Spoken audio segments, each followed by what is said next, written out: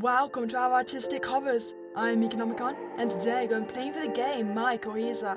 After waking in an abandoned dark alley, we find ourselves trapped in worlds that don't seem to be abiding by the rules of reality. Welcome to a world of distorted minds.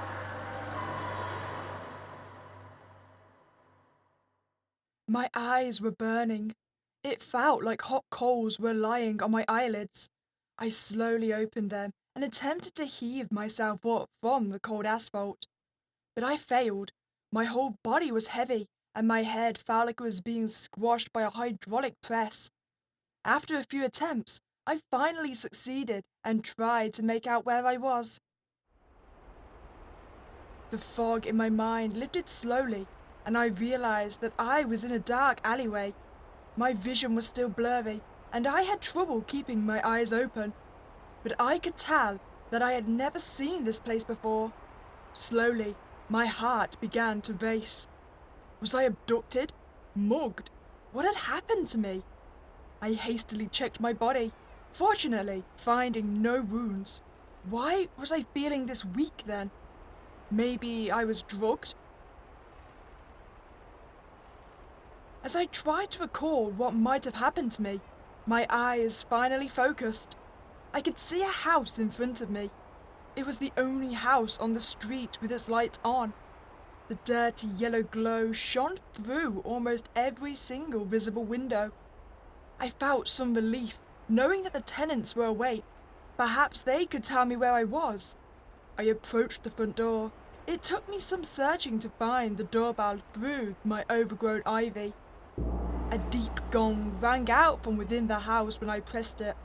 The sound, amplified by the cold wind cutting through my shirt, made me tense up. What an odd choice for a doorbell sound, I thought while rubbing my upper arms to warm myself. I waited. No one answered. My mind twisted in confusion. Why was no one coming? I rang the doorbell again. Then I tried knocking. No response. No one was coming. I didn't understand. Did they forget to turn off the lights and go on vacation? As a last resort, I tried turning the doorknob and it actually opened. This worried me. Did something happen to the family living here? Perhaps I should find a phone and call the police. Suddenly, a loud crash echoed through the street. My heart started to pound as my body tensed up. I wanted to dash into the house, but my feet refused to move.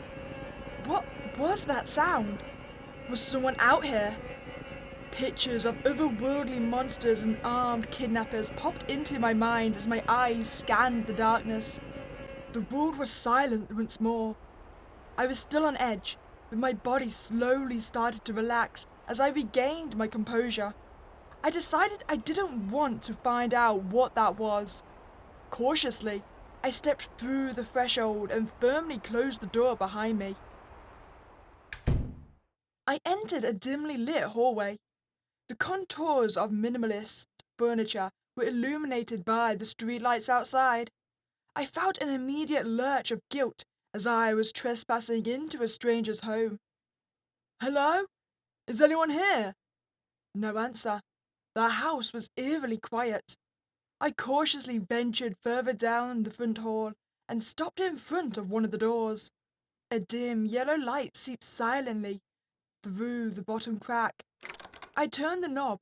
Locked. Then the next one. Also locked. They all seemed to be. I found. Why were the lights behind these doors lit? It gave me an uneasy feeling. The door at the very end of the hall was the only one that I hadn't tried yet. I grasped its handle and turned it slowly. It swung open to complete darkness. Once again, my body tensed up while my mind started to conjure horrific images. A beast with dislocated limbs and crooked teeth creeping towards me from the darkness. A floor littered with corpses and walls stained with blood. A giant spider sitting in a corner, waiting for its chance to strike. My hands shook as I reached to flick on the light.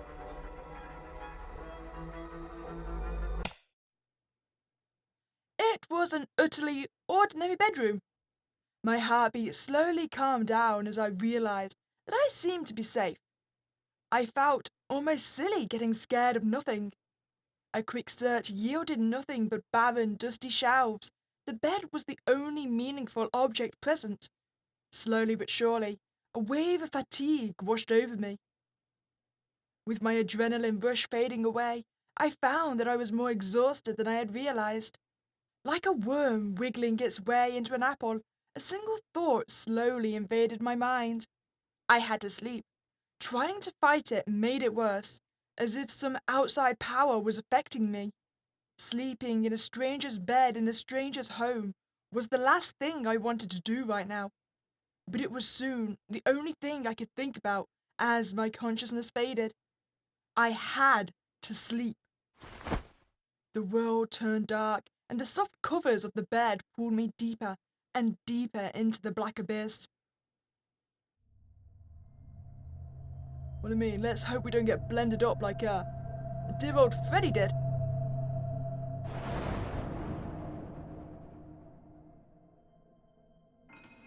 Ooh. Well, there's the corpse head.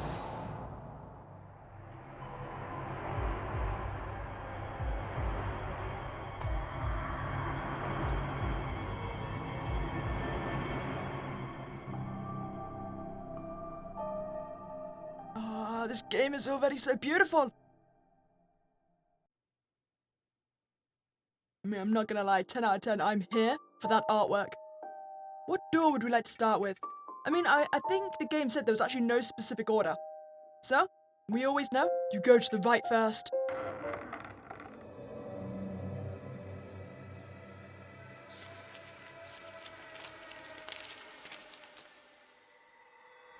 Ooh, trapped.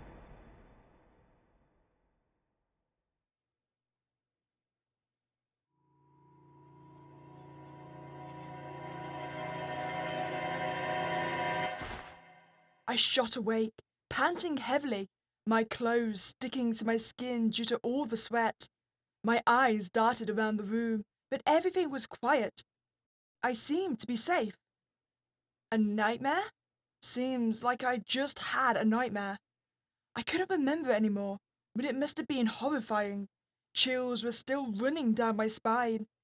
It was just a dream, just a nightmare, nothing more. After calming down, I decided to take another look around the house. The fact that no one was here, even though the lights were on, was still nagging at the back of my mind. But what I saw when I opened the bedroom door was not what I expected. Instead of the living room I had entered the bedroom through, I found myself in the middle of a long hallway. A row of doors, interspersed with handrails, covered each wall. I could hear people chatting in the distance. Where was I? And how did I get here? This place looked like a hotel at first glance. A plate with a room number was hanging next to all the doors. Mine was 215. As I moved towards the end of the hallway, I took a more thorough look at my surroundings. The floor was lined with a red carpet featuring an elaborate design. The red and white walls complemented the elegant atmosphere. On the ceiling hung electrical lamps that were similar in design to candles. As I stepped out of the hallway, I was momentarily blinded by the bright ambience.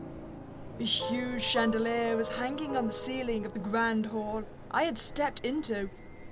I seemed to be on the upper floor of this two-floor structure. The ground floor, apparently a restaurant area, was lined with tables. Multiple people were dining and happily chatting with each other. A huge window across from me showed a big body of water. Was I in a hotel by the beach? The water looked oddly close. I needed answers. Quickly, I located the stairs and hurried down towards the restaurant. Wait, am I getting on some kind of ship? Luckily, one of the waiters was just passing by as I reached the bottom. Excuse me, could you tell me where I am?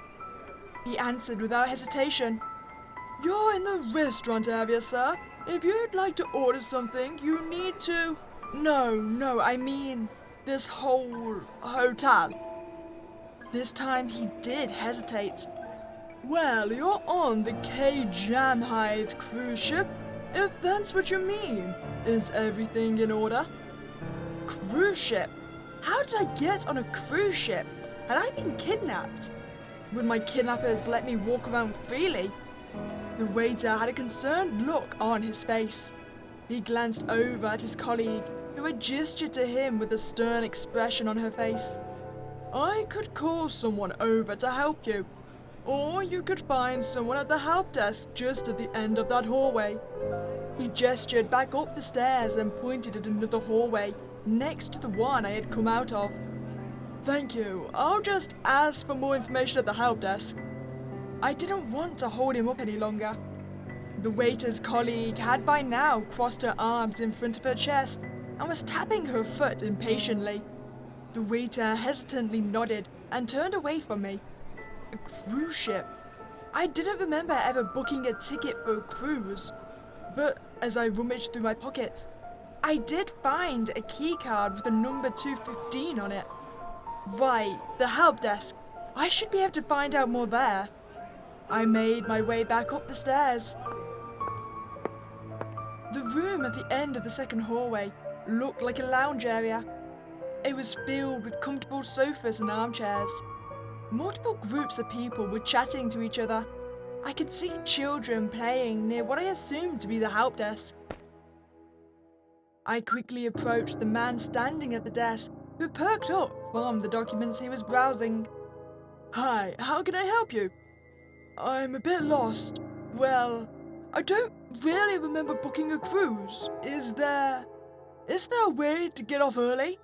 He looked at me with a similarly puzzled expression as the waiter. You could tell me your room number? Yes, it's 215, but I don't really remember booking it. I took out my key card and showed it to him. The man opened a drawer and started expertly flipping through the folders. Shortly after, he pulled out a document. Is this your name and signature? He turned it so that I could see it. To my surprise, the name and the signature written on it were indeed mine. But how? How could I forget signing up for a cruise? As for your second question, we're currently on the last day of our trip. The ship will arrive at the K-Jam Hive, the port, tomorrow at noon. Are you here with anyone? He threw a skeptical look my way. I must have sounded like a weirdo. No, I'm alone. I'll just sort things out tomorrow then. The employee shrugged and put the folder back into the drawer. Don't hesitate to let me know if you need any more help. I turned around, wondering what my next course of action should be. When? Ow! Something had hit one of my legs hard. I stumbled, but managed to stop my fall by holding on to the help desk. Oh God, are you okay? Lanny, you need to pay more attention. I looked up to see what had hit me. Initially, I'd assumed that I had walked into some piece of furniture, but that wasn't the case. A boy was sitting on the ground in front of me. Someone was standing over him, making sure that he was all right. As soon as she had confirmed that he wasn't hurt, she turned to me. I'm very sorry about that. Are you hurt anywhere? Lanny, make sure to apologize. Sorry, I wasn't looking. No, it's all right. I'm okay. I turned to the boy named Lanny. Are you okay? Yeah, it's nothing. His look was fixed to the ground. It seemed like he really did feel bad about bumping into me. The woman had in the meanwhile fixed her gaze onto my face. Are you sure you're all right? You look rather pale. No, I'm fine. That didn't seem to convince her. My confusion and frustration about being on this boat had shown on my face. Would you like to sit down with us for a bit? I have some medicine against seasickness. It might help. Now that she was mentioning it, I was feeling a bit woozy. I had been too preoccupied with figuring out what was going on to notice. She led me to one of the sofas and motioned me to sit down. My name is Sabrina, by the way.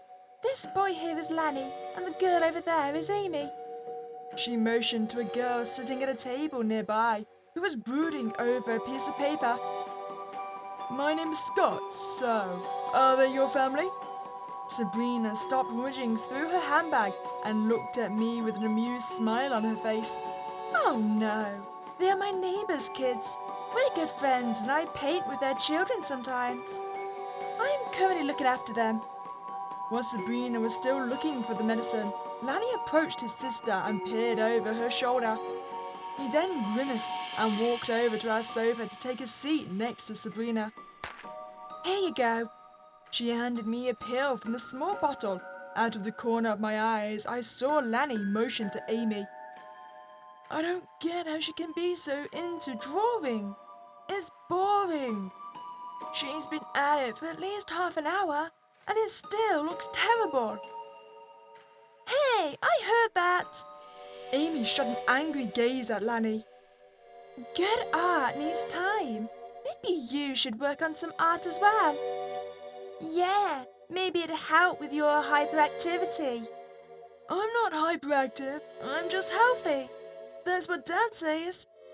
I guess so. If I had any ounce of knowledge about music, I could help you relieve your energy. That way at least. Though it's also been a while since my art. Sabrina trailed off with a sad look on her face. Don't worry, it's okay. I've been figuring things out on my own. Also, I've been asking Dad and Mom if they can buy me a Meladoka. I'm pretty sure that I'll get one soon. You two really seem to have a knack for art and music. Your parents must be proud of you. I don't know about Amy, but I'm pretty sure they're proud of me. Amy shot another angry glance Lanny's way, but I didn't retort. She seemed to be the mature one in their sibling relationship. Hey, do you have any more of those pills? I jumped slightly. A voice had called out from right behind me. As I turned around, I saw a grumpy-looking man. Sabrina grabbed her handbag once again. Another one, Frederick. It says on the package that one should be enough. Apparently not. I can't work while feeling like crap. Why did I agree to go on this trip? Sabrina gave him a skeptical look, but handed him a pill without saying anything. Frederick turned around on the spot and trotted off. Sabrina sighed. Sorry about that. He's usually more pleasant. The seasickness must be getting to him. That, coupled with an upcoming deadline for an article. So, he's a journalist? Oh, no. That's not what I meant. He's a biologist, and he's been working hard on getting something published in that one magazine. If you ask me, his obsession with getting more publications is a bit unhealthy. A fellow scientist. Now that I thought about it, I hadn't written anything in a while myself. Way more pressing matters had taken up my time recently. The spores were still... I jolted up. Sabrina looked at me in surprise. Thank you for the medicine. I feel better now. I should get going though. I was too anxious to sit still, even though I knew that there was nothing I could do until the ship came into port the next day. All right, take care. Feel free to let me know if you need any more medicine. I thanked her again, said my goodbye to the siblings, and headed back towards the sleeping quarters. But I stopped just before the hallway that led to my room. My eyes wandered towards the big window. The sun had started to set, but I didn't feel tired at all. Likely because I had woken up just recently. And so I decided that the best way to dispel some of my anxiety was to take in some fresh air. I continued on past the hallway and out onto the deck. A salty breeze hit my face. I could hear the soft splashing of waves against the hull of the ship.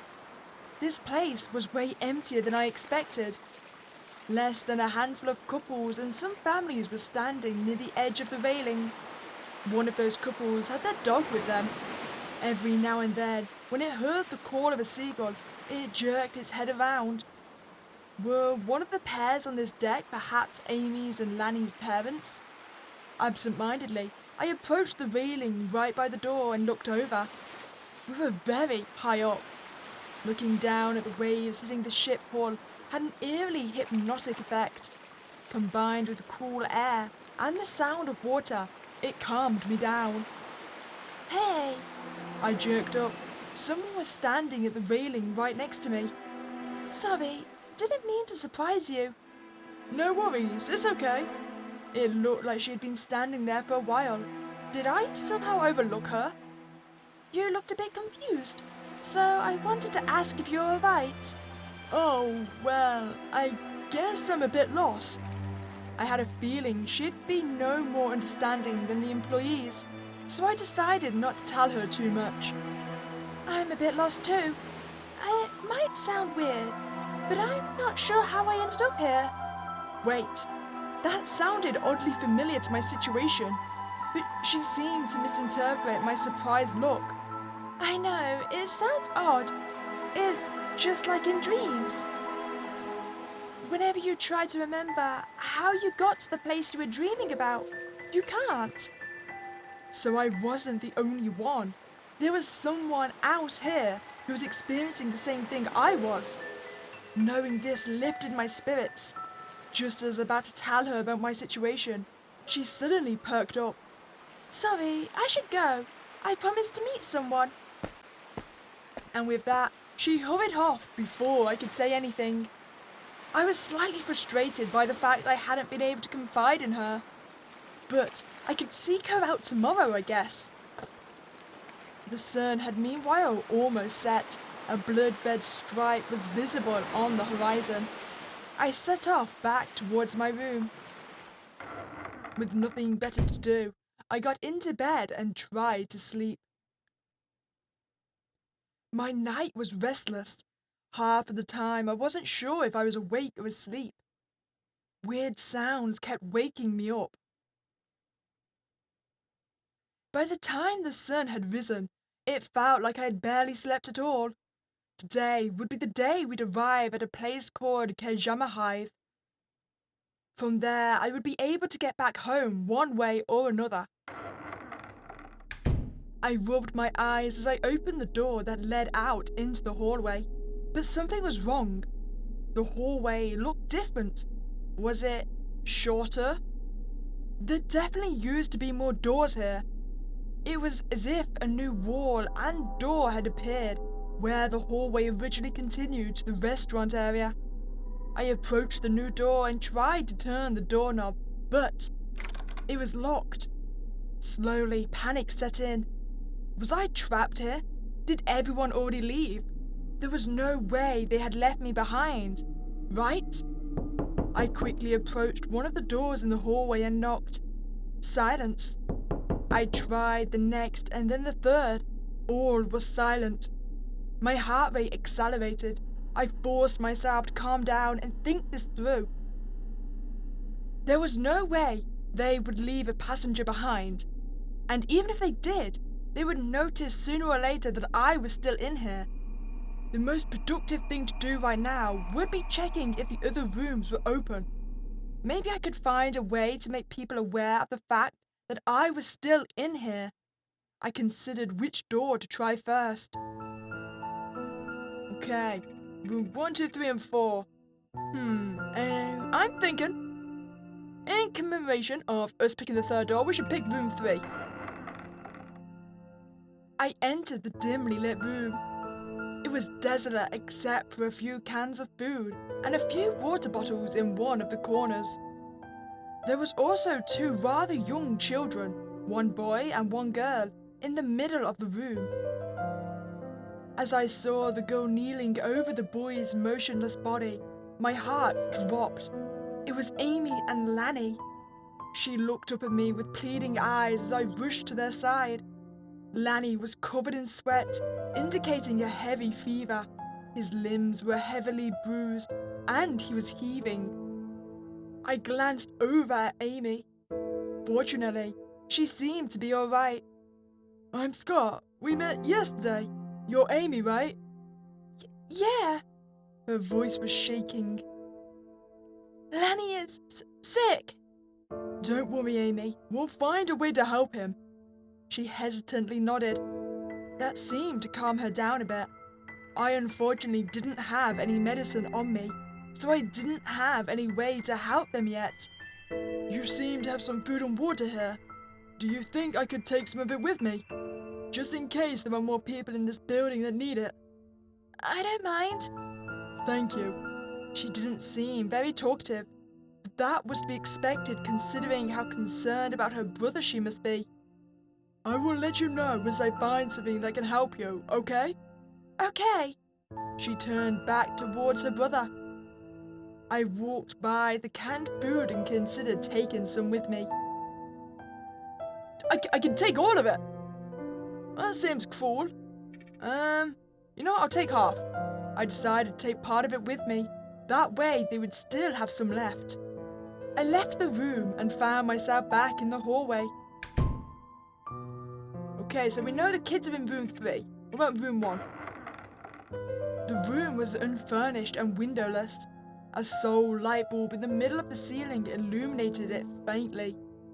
I could see about 15 people sitting on the dirty ground. Most of them seemed to be adults, but there was a couple of children cowering next to what I assumed to be their parents. One person from the group, an older man, raised his head as if waking from a dream. The door is open! More and more people lifted their heads and I could feel their stares piercing me. The man was the first to stand up and shuffled towards the door. I stepped aside, but as he tried to cross the threshold, he suddenly stopped. He was frozen in midair.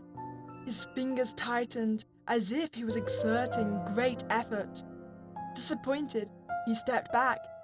There's no use. He sulked back to his spot and slumped to the floor. The other people in the room lowered their heads, their hopes dashed in an instant. I wasn't sure what was going on, but it was evident that they were in trouble. I quickly walked up to the older man. Hey, do you know what's going on here? No, we all woke up in this room and were unable to leave. And now, it seems like you're stuck here with us all as well. My heart stopped for a second and panic slowly started to set in.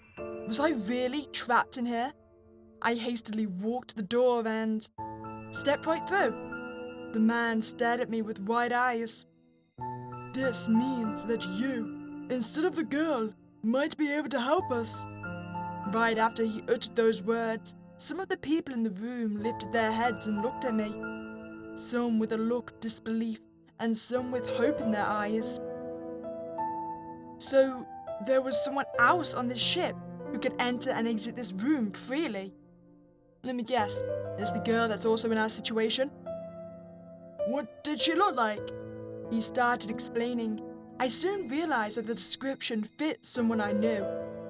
It sounded just like the girl I had met on the deck yesterday. So she got into this mess as well.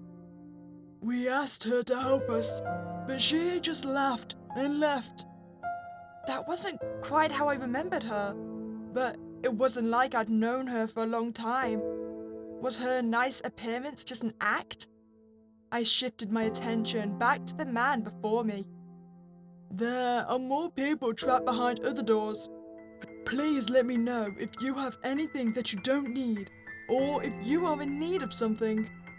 That way I can make sure that everyone gets out of here safely. Some people nodded in agreement, while the majority stayed stoic. A woman stood up, got something from a shelf and approached me. We found some medicine in this room. We can't give away all of it, but maybe it will help someone. The label was barely legible. I could make out the letters F-U-N-8. I still gladly took the bottle and thanked her as she trotted back. Please, if you find any food, bring it to us. I do have food on me. Should I give it to them? Yes, okay, we'll be nice. We're sharing and caring and all that. Here, I have some cans with me. It's not much, but it should help you keep going for a bit. His eyes lit up. He thanked me vigorously. I couldn't help but smile. It felt like he had given them some of the hope back that they had lost. All right, I should head out, but I'll let you know if I find anything. With those words, I stepped back through the door. It closed behind me as if a wind gust had suddenly blown through the hallway. Which room should I go into? I mean, it said there was medicine, right? But should I trust it enough to give to the kid? I mean, he's not going to get better without medicine. I think first we'll search the other two rooms, just in case it's like the wrong medicine. The door creaked open and light spilled into the damp room. A crowd of about 40 people occupied the space. Some were sitting on the floor and some were leaning against the dirty walls. Suddenly, someone near the door darted up and shoved me aside. It was Frederick, who I had met only briefly while I was chatting with Sabrina. He tried to force himself through the door, but was stopped midair. An invisible force was pushing him back. Some more people approached the door and tried the same, but to no avail. Damn it! Frederick slammed his fist into the wall. I thought this was my chance. Frustrated, he went back to where he was originally sitting. Since I had been in a room like this before, I knew that I was able to travel back and forth. Hey, a few of the people looked up as I started speaking. I should be able to walk in and out. There are also survivors in the other rooms. I might be able to get you some things if you need anything specific. Frederick shot up and walked to me until he was way too close for comfort. We need food. You'll get some for us, right? That sounded more like a threat than a request. Yeah, I can do that if I find some. I stepped back so I didn't have to smell his sour sweat anymore. Do you happen to have anything here that you don't need? Just in case the people trapped on this ship need anything specific. He looked at me as if I had just made a joke. What? No? Even if we had anything, we wouldn't just be giving it away. I looked at him skeptically. All right. I know what you want. I have a gun with me. If you bring me food, I'll trade it for the gun. A gun? I had never used a firearm before, and I wasn't sure how a gun would help me in this situation. Hesitantly, I agreed to escape Frederick's impatient gaze. Maybe it would come in handy after all. But you'll have to make sure to share the food with the others. All right, whatever. Just give us something, all right? I don't have anything with me right now, sorry. Then get the hell out of here and find something. And you know what, as much as I want the gun, I think the kids deserve the food more than you, friend. He shouted at me and shoved me out of the room. I tripped and fell on the floor as he slammed the door shut in front of my face. That guy was a huge jackass. But I still felt bad for the other people in the room. I'd have to go back there eventually if I wanted to help them. I dusted myself off and turned towards the other doors. Okay, so last room.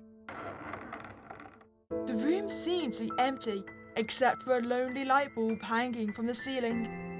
It didn't seem to be working properly, as it barely gave off any light and flickered every now and then. It took my eyes a while to get adjusted to the darkness. And right as they did, I realized that the room wasn't actually as empty as I had thought. A huge dog that I hadn't seen right away because of the poor lighting was just a few feet in front of me. And it was determined to rip me into pieces. I hastily stumbled backwards, almost tripping. This was it, I thought. I was going to get mauled. But nothing happened. All I could hear was the rattling of a train. I slowly opened my eyes and saw that the dog was fortunately chained to the wall per its red collar. It was vehemently struggling to get free. After confirming that there was indeed no risk of getting free, I took a closer look around the room. There were small, glittering objects strewn across the ground next to the animal. Next to the dog was a body, a badly mutilated one. A foul feeling spread through my stomach. Did the dog do this? The corpse was lying too close to the dog to examine it. Instead, I cautiously inched closer to the object scattered on the ground next to it. I picked one up and examined it. It was a bullet. I had no use for the bullet yet, but if I did in the future, I'd know where to find one. When I took another close look at the area behind the dog, I saw that there was an opening in the wall. Are you going to tell me I'm going to need to shoot the dog? Oh man. It seemed to lead into another section of the ship. This was the first time since getting trapped here that I had seen a possible escape route. Only problem was the furious animal blocking it. I couldn't think of a way of getting round the dog without getting mauled. And so I decided to retreat for now and look for a way to get past it without getting myself in danger. Suddenly, I felt the floor beneath me vibrate with increasing intensity. What was happening? An earthquake? The intensity of the rumbling increased, and soon I was thrown from side to side. I struggled to stabilize myself, but ultimately failed. My back hit the wall hard, and I fell to the ground. I rolled into a ball, trying to protect my head as I slid along the floor. The sound of metal breaking apart filled my ears. It was deafening. And then it stopped, just as suddenly as it had started. I stayed in a fetal position for a while longer, fearing that everything would start shaking again. But it seemed like it was finally over. Were the people inside the rooms all right? Had we perhaps run ashore? Would someone come and rescue us now that we were on land? A myriad of questions filled my mind. My eyes fell on the locked door to the hallway. Something about it was off. It was barely noticeable, but it seemed like the door was slightly skewed. I quickly approached it, turning the doorknob and pulled on it. It was still stuck, but it did feel like it would be able to be pried open with more force. And so I tugged again and again, each time the door inching more and more open until the door flew open and I was thrown back. A strong gust of wind hit my face and I reflexively closed my eyes. I celebrated internally. Finally, I would be able to get out of here and look for help. Finally, this nightmare would end. But I was mistaken. What I expected to see beyond the door was the hall and restaurant from the day before, but my expectations were utterly betrayed. The ocean, a huge body of water, was in the distance. As I looked down, I saw that we were hundreds of meters above the ground. How? How were we moving on land? What shocked me the most was that I could make out thin, long legs supporting this ship. Their movements were so smooth that it felt like we were floating. It was as if I was inside something that was alive. My eyes wandered across the rest of the ship below me.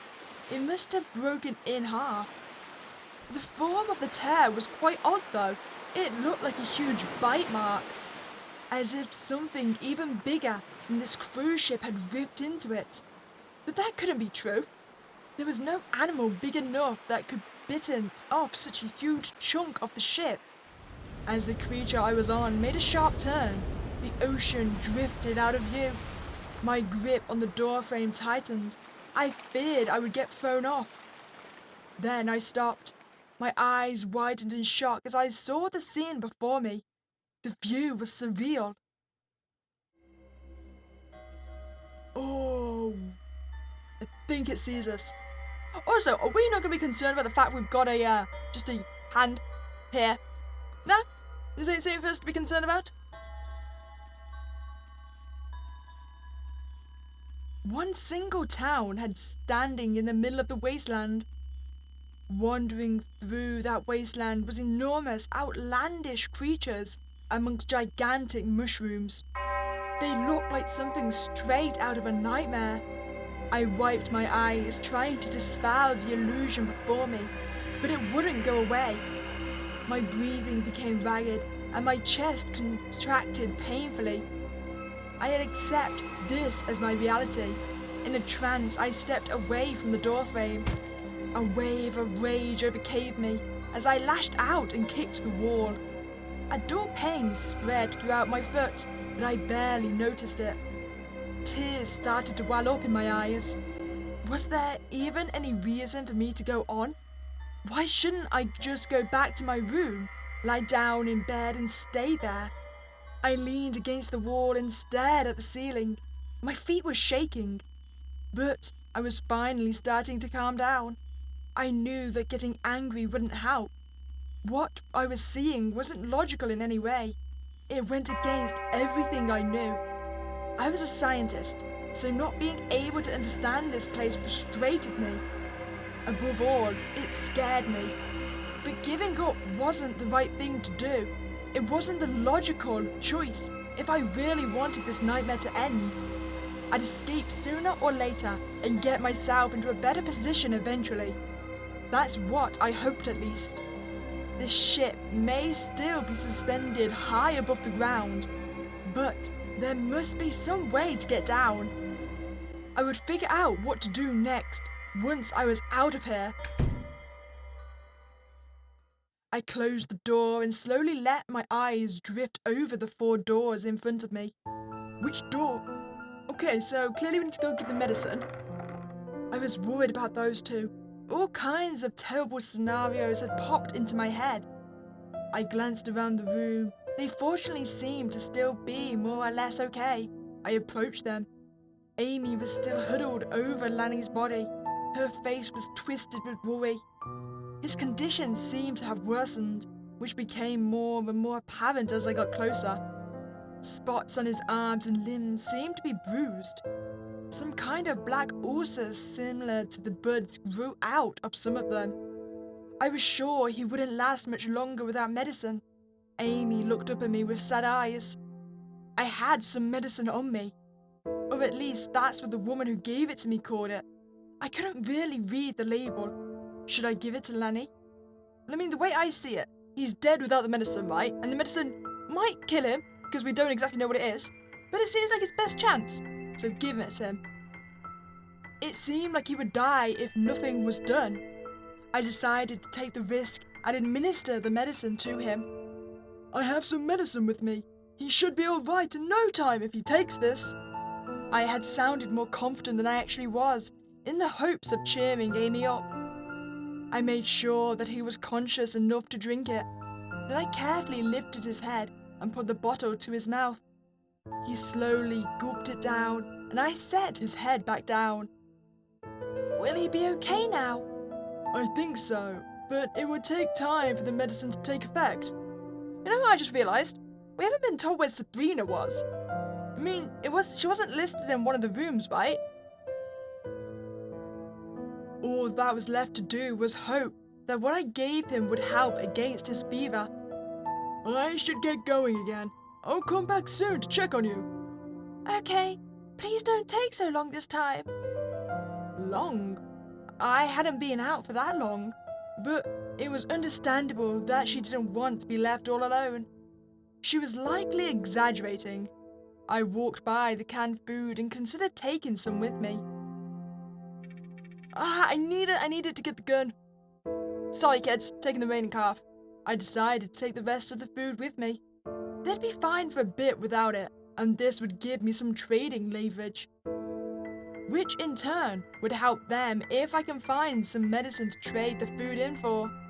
But I couldn't help feeling terrible, even if my decision seemed logical to me. I left the room and found myself back in the hallway. Okay, it was room 2, right? The first thing I did after entering the room was taking a quick glance around to see if Frederick was nearby. To my detriment, he was. He jumped up as soon as he saw me come in. Hey, did you bring anything useful with you? He didn't even offer so much as a greeting. I do have food on me. Maybe I could trade it for the weapon. Should I trade the food with Frederick? Well, I'm sorry to say, Popo, I kind of need to get past you, so yes. I decided to give the food to Frederick. It was probably a good idea to have a weapon with me, in case I run into something out there. I have some food with me. I can give it to you and you can share it with the others. Frederick took a quick look around, as if to make sure that no one was watching. Then he took a gun from his pocket. Here, take it quickly.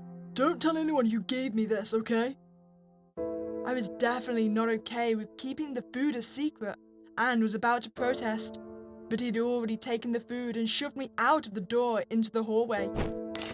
Surely they're gonna see him with the food though, right? I mean, how subtle can he be? He threw the gun at my feet and slammed the door shut. What a jerk, I thought. Well, at least I had the gun now. I had never really used one before, but I've seen my fair share of crime movies. So, I was certain that I would work out somehow. How hard could shooting a gun be, right? I checked the magazine to see how many bullets were in it. It was empty. Of course it was empty. That's why he had handed it over so easily. Otherwise, he could have threatened me with it instead of trading it in. How could I have been fooled this easily?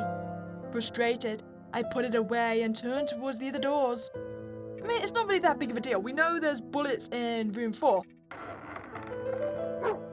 As I entered the room, the dog instantly started barking and tugging on its chain. The hole in the wall behind it still seemed to be the only way out of this part of the ship. Once again, I went through my options to see what I could do to get past it. I had a gun, and there were bullets next to the dog. Attack the dog using the gun? You know, I really don't want to. I just don't see any other way of proceeding. Do it. I'm sorry, Popo. I quickly snatched up some of the bullets that were lying near the dog and loaded the gun. It felt rather heavy in my hands as I pointed it at the creature. The dog had stopped barking and was glaring at me with mad eyes. It was as if it knew what the object in my hands was for. My breath was getting heavier. My heartbeat accelerated. My fingers twitched and... Sudden silence engulfed me. It was soon replaced by a high-pitched sound. I had instinctively closed my eyes. I slowly opened them. Red puddles started tainting the area around the dog's corpse. I looked at the gun in my hands and a wave of disgust engulfed me. I forcefully threw it into a corner of the room. Immediately, I had started regretting what I had done to the animal. Cautiously, I stepped closer and watched it. I wanted to confirm whether it was really dead. Its body lay on the ground, motionless. It was truly dead, without a doubt. I stepped over it and walked towards the hole in the wall. What I had done weighed heavily on my conscience. The hole was rather small, and I had trouble fitting through, but I succeeded eventually. After a while, I noticed that something was off. The hole seemed to be going on for longer than it should. Am I now in the creature's, intestines? Oh no, I really have been consumed. I expected to have already come out in the other part of the ship, but it just went on and on. Then, a sudden wave of fatigue came over me. It was as if I had stepped into a veil. The air had gotten heavier, and my breathing became more ragged. I clutched my chest as I tried to figure out what was going on. A throbbing pain pulsed through my arm. It was as if something had stabbed me. I tried to turn around, but I had already become too weak. My feet gave in, and my vision darkened. I could feel a presence near me. Before I could find out who it was, my consciousness faded.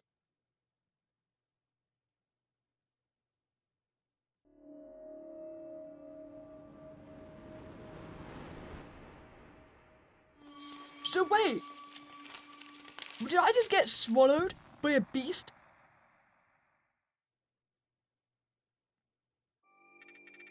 Oh, man. Because I was guessing, because it said we've been walking around, right? So clearly that part of the ship was inside a creature. One of those things walking around. And it did look mighty fleshy, that hole we went into. Oh, damn. I was consumed. Now I'm thinking we'll go to door 1. Oh, hi there. Okay, so this one's actually what's it? Oh, pets. Okay, so there's a we were probably inside it, right? I shot awake, panting heavily, my clothes sticking to my skin due to all the sweat. My eyes darted around the room, but everything was quiet. I seemed to be safe. A nightmare? Seems like I just had a nightmare. I was at some hotel. There were other people who were... Wait, so these aren't like standalone... Well, they are standalone stories, I think, but they're not completely segregated from each other. So we have knowledge of the fact we've already been through one of the nightmares. Oh, that's cool. That's probably where that picture came up, right? I couldn't remember, but it must have been terrifying. The pulsing pain in my head slowly subsided. I took deep breaths and kept mumbling to myself that it had all been a dream, nothing more. After calming down, I decided to take another look around the house. The fact that no one was here, even though the lights were on, was still nagging at the back of my mind. But I was more confident that I'd be able to find help now that it was daytime. I left the bedroom to retry the doors, just in case. They were still locked. I just wanted to go home and take a shower. I smelled my clothes, and they indeed had started to smell slightly sour. This place seemed to have nothing left to offer. I'd be better off out in the streets now that it was daytime. If I wasn't missing my wallet, then I would be getting something to eat as well. I was starving. I left the house for the bright sunlight. The back streets didn't seem so bad anymore. I found it to be rather cozy and quaint. I made my way down the path until I heard the faint sound of conversation in the distance. A weight lifted from my heart when I first glimpsed people walking around in a pedestrian area. There weren't many of them, and as I looked around, I got the feeling that this was a rather small town. Trees and flowers were planted at regular intervals, which gave it off a more rural atmosphere. It didn't matter. I could finally ask for help. "Excuse me, could you tell me where I am?" The woman blinked at my approach. She frowned and scowled in my general direction. "This is Kanjamahide." She looked uncomfortable talking to me, so I thanked her and let her be. Wait, Kanjamahide? Wasn't that where the ship was heading off to? Kanjamahide? I had never heard of a town with that name. How did I end up here? The thought of being somewhere I didn't recognize scared me. How was I supposed to get back home if I didn't have the slightest idea where to go? I took a deep breath to calm myself down. My next best bet would be asking someone to allow me to make a call from their mobile phone. I approached an older man in a business suit. "Excuse me, may I use your phone? I'm a bit lost and I would like to call a friend of mine so he can pick me up." His lips curled into a grimacing frown. Sorry, but I'm in a bit of a hurry." I approached person after person, but I had no luck. No one wanted to lend an unkempt, half-dressed stranger their phone. As I made my way through a side street, I overheard two elderly women. "I heard of some violent incidents recently. Most got away with just a flesh wound, saying that they were attacked by someone or something." "Yeah, I heard that too. I wonder if it had anything to do with the pet disappearances. I heard another cat that hadn't come back in several days." I was so focused on the conversation, that I almost ran into a girl. I mumbled an apology until I realized that she had approached me on purpose. Hi. Hi. You need to call someone, right? She extended her hand and offered me her phone. How did you know? I've seen you asking people for one. She nervously shuffled her feet and glanced away. Thank you. It won't take long. I took her phone. It was a red flip phone with a small panda hanging from a strap. The top bar read May's phone. Her background was set to a picture of herself in a pedestrian area. That place in the picture looked oddly familiar, but I was likely just imagining it. I brushed that thought aside and dialed a friend's number, but the call didn't go through. I tried it again, but the result was the same. Maybe their phone was turned off? I tried my parents' house phone, then my job's front desk, then my boss's personal cell. Each time the call failed. I was sure that I had the right numbers. Maybe the phone had a bad connection. It seems that the calls won't connect for some reason. Maybe we'll have more luck trying a landline. My phone does act up sometimes. You might be right. Still, thank you. I didn't want to hold her up any longer, so I gave her the phone back. Wait, so that was the girl that's in the same situation as us, right? Well, at least on the ship she was. After a rushed farewell, I wandered off. I wanted to quickly look for another way to get in contact with someone I knew. It occurred to me that I should have asked her for directions to the police station. I turned to look for her, but she had already vanished. As I made my way through town, I could definitely feel the tension in the air. She was right. Everyone was on edge. While I was passing an alleyway, something caught my eye. They were too big to be rats. I couldn't really make anything out other than their eerie, glowing eyes. Maybe it was a cat gang searching the trash for food.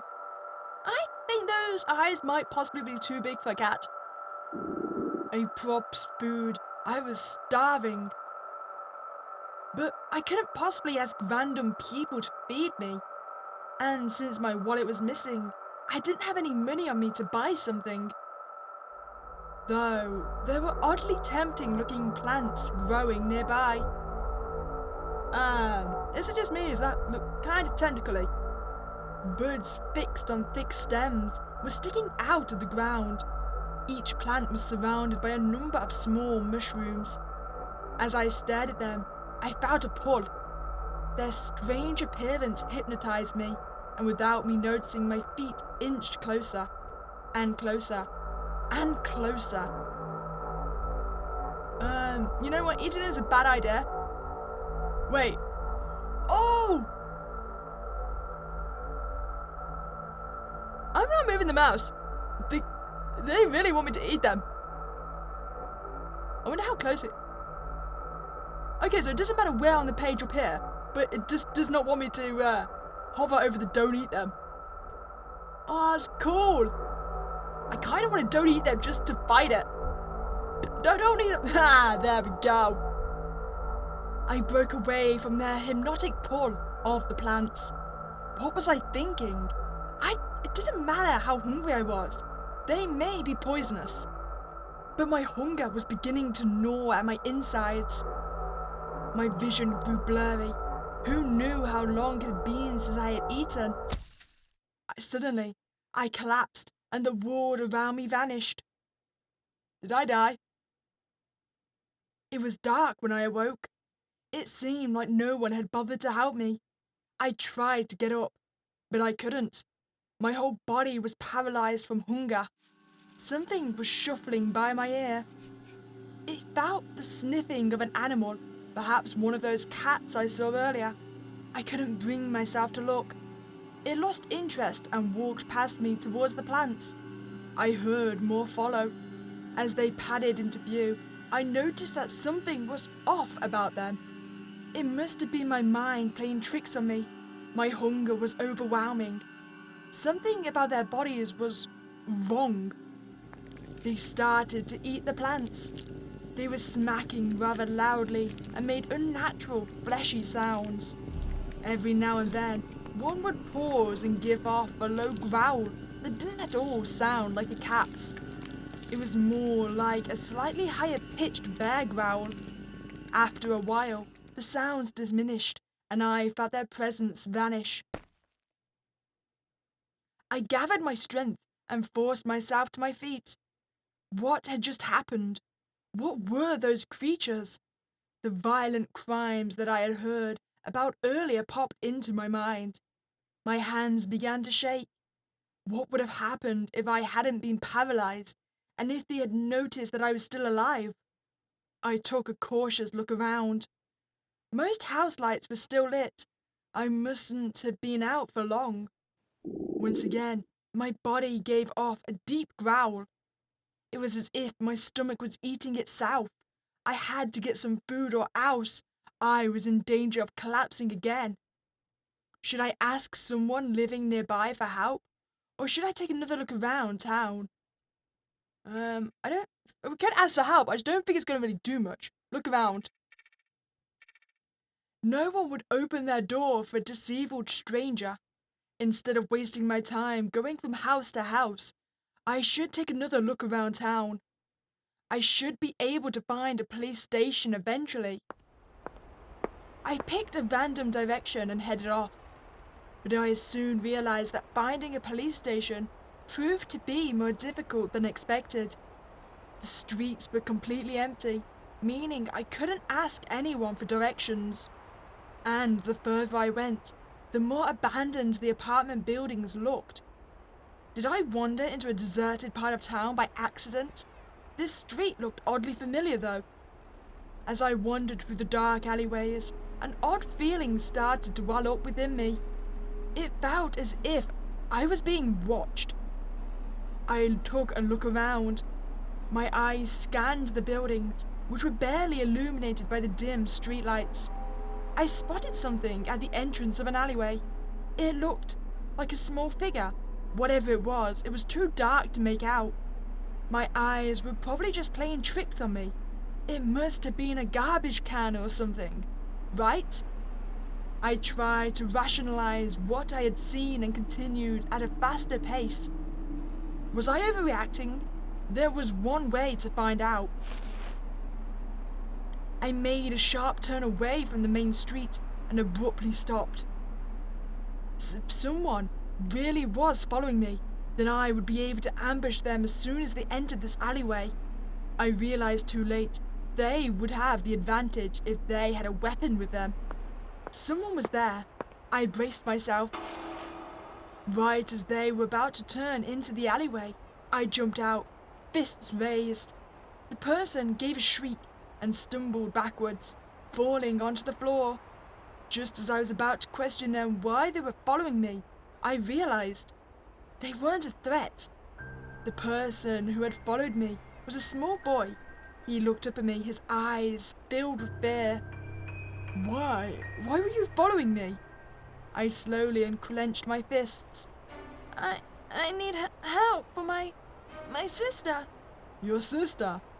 He seemed to realize that I wasn't planning to hurt him and slowly got up. Yeah, she's hurt. I was only following you to see if you were one of them. I had a ton of questions, but if his sister was in danger, then my first priority should be helping her. All right, show me where your sister is. His face brightened, and he led me back down the way I had just come from. Now that he knew I wasn't trying to hurt him, he became quite talkative. I'm Lanny, by the way. My sister's name is Amy. We are currently hiding from those pets in one of the abandoned houses. Have you seen one yet? They're really scary. His words were flowing out like a waterfall as he made a short pause to breathe. I quickly intersected. What pets are you talking about? What did you mean when you said I wasn't one of them? You really don't know? Well, I don't really know how to explain it. He seemed to be in deep thought. But before he could elaborate, we had already arrived. Amy is in here. We were standing in front of an old abandoned house. Several of the windows were broken. One of them was partly boarded up with wooden planks. Lanny stopped in the entryway. I was about to ask him what we were waiting for when he started whistling quietly.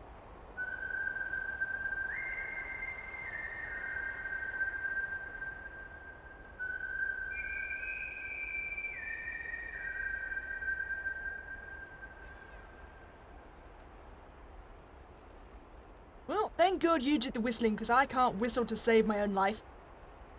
It was a slow and somber melody that reverberated through the empty halls of the building. The atmosphere it created sent shivers down my spine. And then it was over. Lanny stepped into the hallway, and I followed quickly behind him. Seeing how stumped I was, he explained. It's something Amy and me agreed on. If she hears someone come in, she's supposed to run away unless I whistle this melody. I came up with it today. Pretty good, eh? The melody, I mean. The plan was alright, I guess, but it was Amy's. We made our way inside, walked up the stairs, and stopped in front of a dark room. Not far from the entrance, I could make out a shadowy figure sitting on the ground. Amy, it's me. I brought someone. Amy perked up as she heard her brother's voice. I quickly stepped inside and was about to rush to her side, but jerked back. Her arms. Oh boy. Wait, they've just been twisted, right? Oh man, that's brutal. What happened? I had whispered it, but it seemed like Amy had heard me nevertheless. I ate a piece of the plants. Then my arms began to hurt, and now... She broke off. How could eating a piece of a plant have caused this? Oh, thank God I tried to resist. This didn't make any sense, but I had more urgent things to do at the moment. Does one of you have a telephone? We need to call for an ambulance. Lanny looked at me apologetically. There's no one at the hospital. They're all either dead or they're too obsessed with the pets. No one at the hospital, and he had mentioned those pets again. Just what the hell was going on here? Just as I was about to ask, I heard a thumping sound from within the house. Lanny jerked around, fear-stricken. Is it them? Amy's voice was weak. She was about to faint. Her arms must have been causing her a lot of pain. I'll check it out. You two stay here. I tried to sound confident, but my voice shook slightly. After what Lanny had told me, I couldn't help but feel scared. But, as the only adult here, I had to be the one to protect them. And so I slowly made my way back down the stairs. I heard something yet again. It sounded vaguely like a growl. One that was oddly similar to the one I had heard while I was laying in the alleyway. Could it be one of those pets? As I reached the bottom of the stairs, I could vaguely make out some slight movement further down the hall. It was as if something was sniffing the air. I looked around to see if I could use anything as a weapon. There was indeed a wooden board lying on the ground near the window next to me. I carefully picked it up and gripped it tightly while inching closer and closer towards the creature. Weirdly enough, it seemed like it was ignoring me. As I was almost close enough to make out what it looked like, it perked up. I stopped. Time seemed to slow to a halt. A foul feeling slowly spread throughout my stomach. I lifted the board up a bit higher and readied myself to attack. And then it lunged. I closed my eyes and flailed the wooden plank in the general direction of the creature, but only hit empty air. It was over, I thought. I had missed and now it would kill me. But nothing happened. All I heard was something scurrying up the stairs. Wait! So maybe these creatures aren't attracted to humans? and it's only attracted to the plants and people that eat the plants. So maybe this creature is going after Amy specifically. I opened my eyes and whipped my head around towards the source of the sound, but the creature had already reached the top of the stairs, and then I heard a scream. It was Lanny. I ran upstairs. Amy was still lying in the same spot, but it seemed like she had finally fallen unconscious. Next to her was a blood trail leading into another room. Lanny couldn't have been. A sound of breaking bones and fleshy smacking leaked out of the room. Okay, clearly I was mistaken. It wasn't going after Amy. I knew what was happening without having to see it.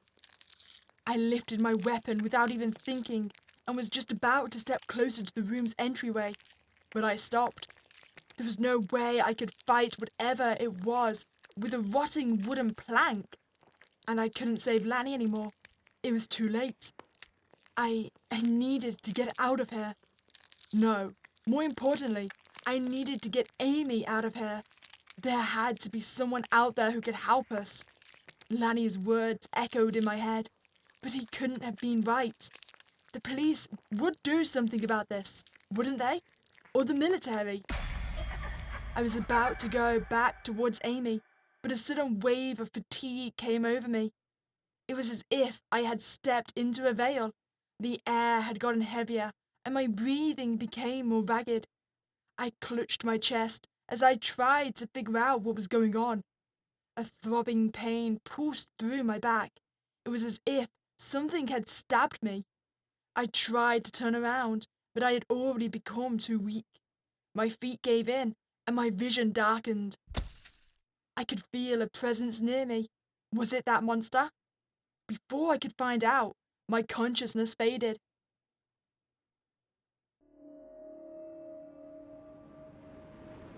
You know what? I'm now curious what would happen if we actually willingly ate the plants. Okay, what's gonna happen if we eat them? I couldn't really think while hungry, and who knew how long it had been since I had eaten. So, it was probably either this or starving. I dug in. They didn't even taste that bad. Kind of brassy, but edible. Although it grew harder and harder to chew with every bite. I'm gonna guess it's kind of like cactus flavor, right? I actually had a cactus flavored Red Bull. It wasn't actually that bad.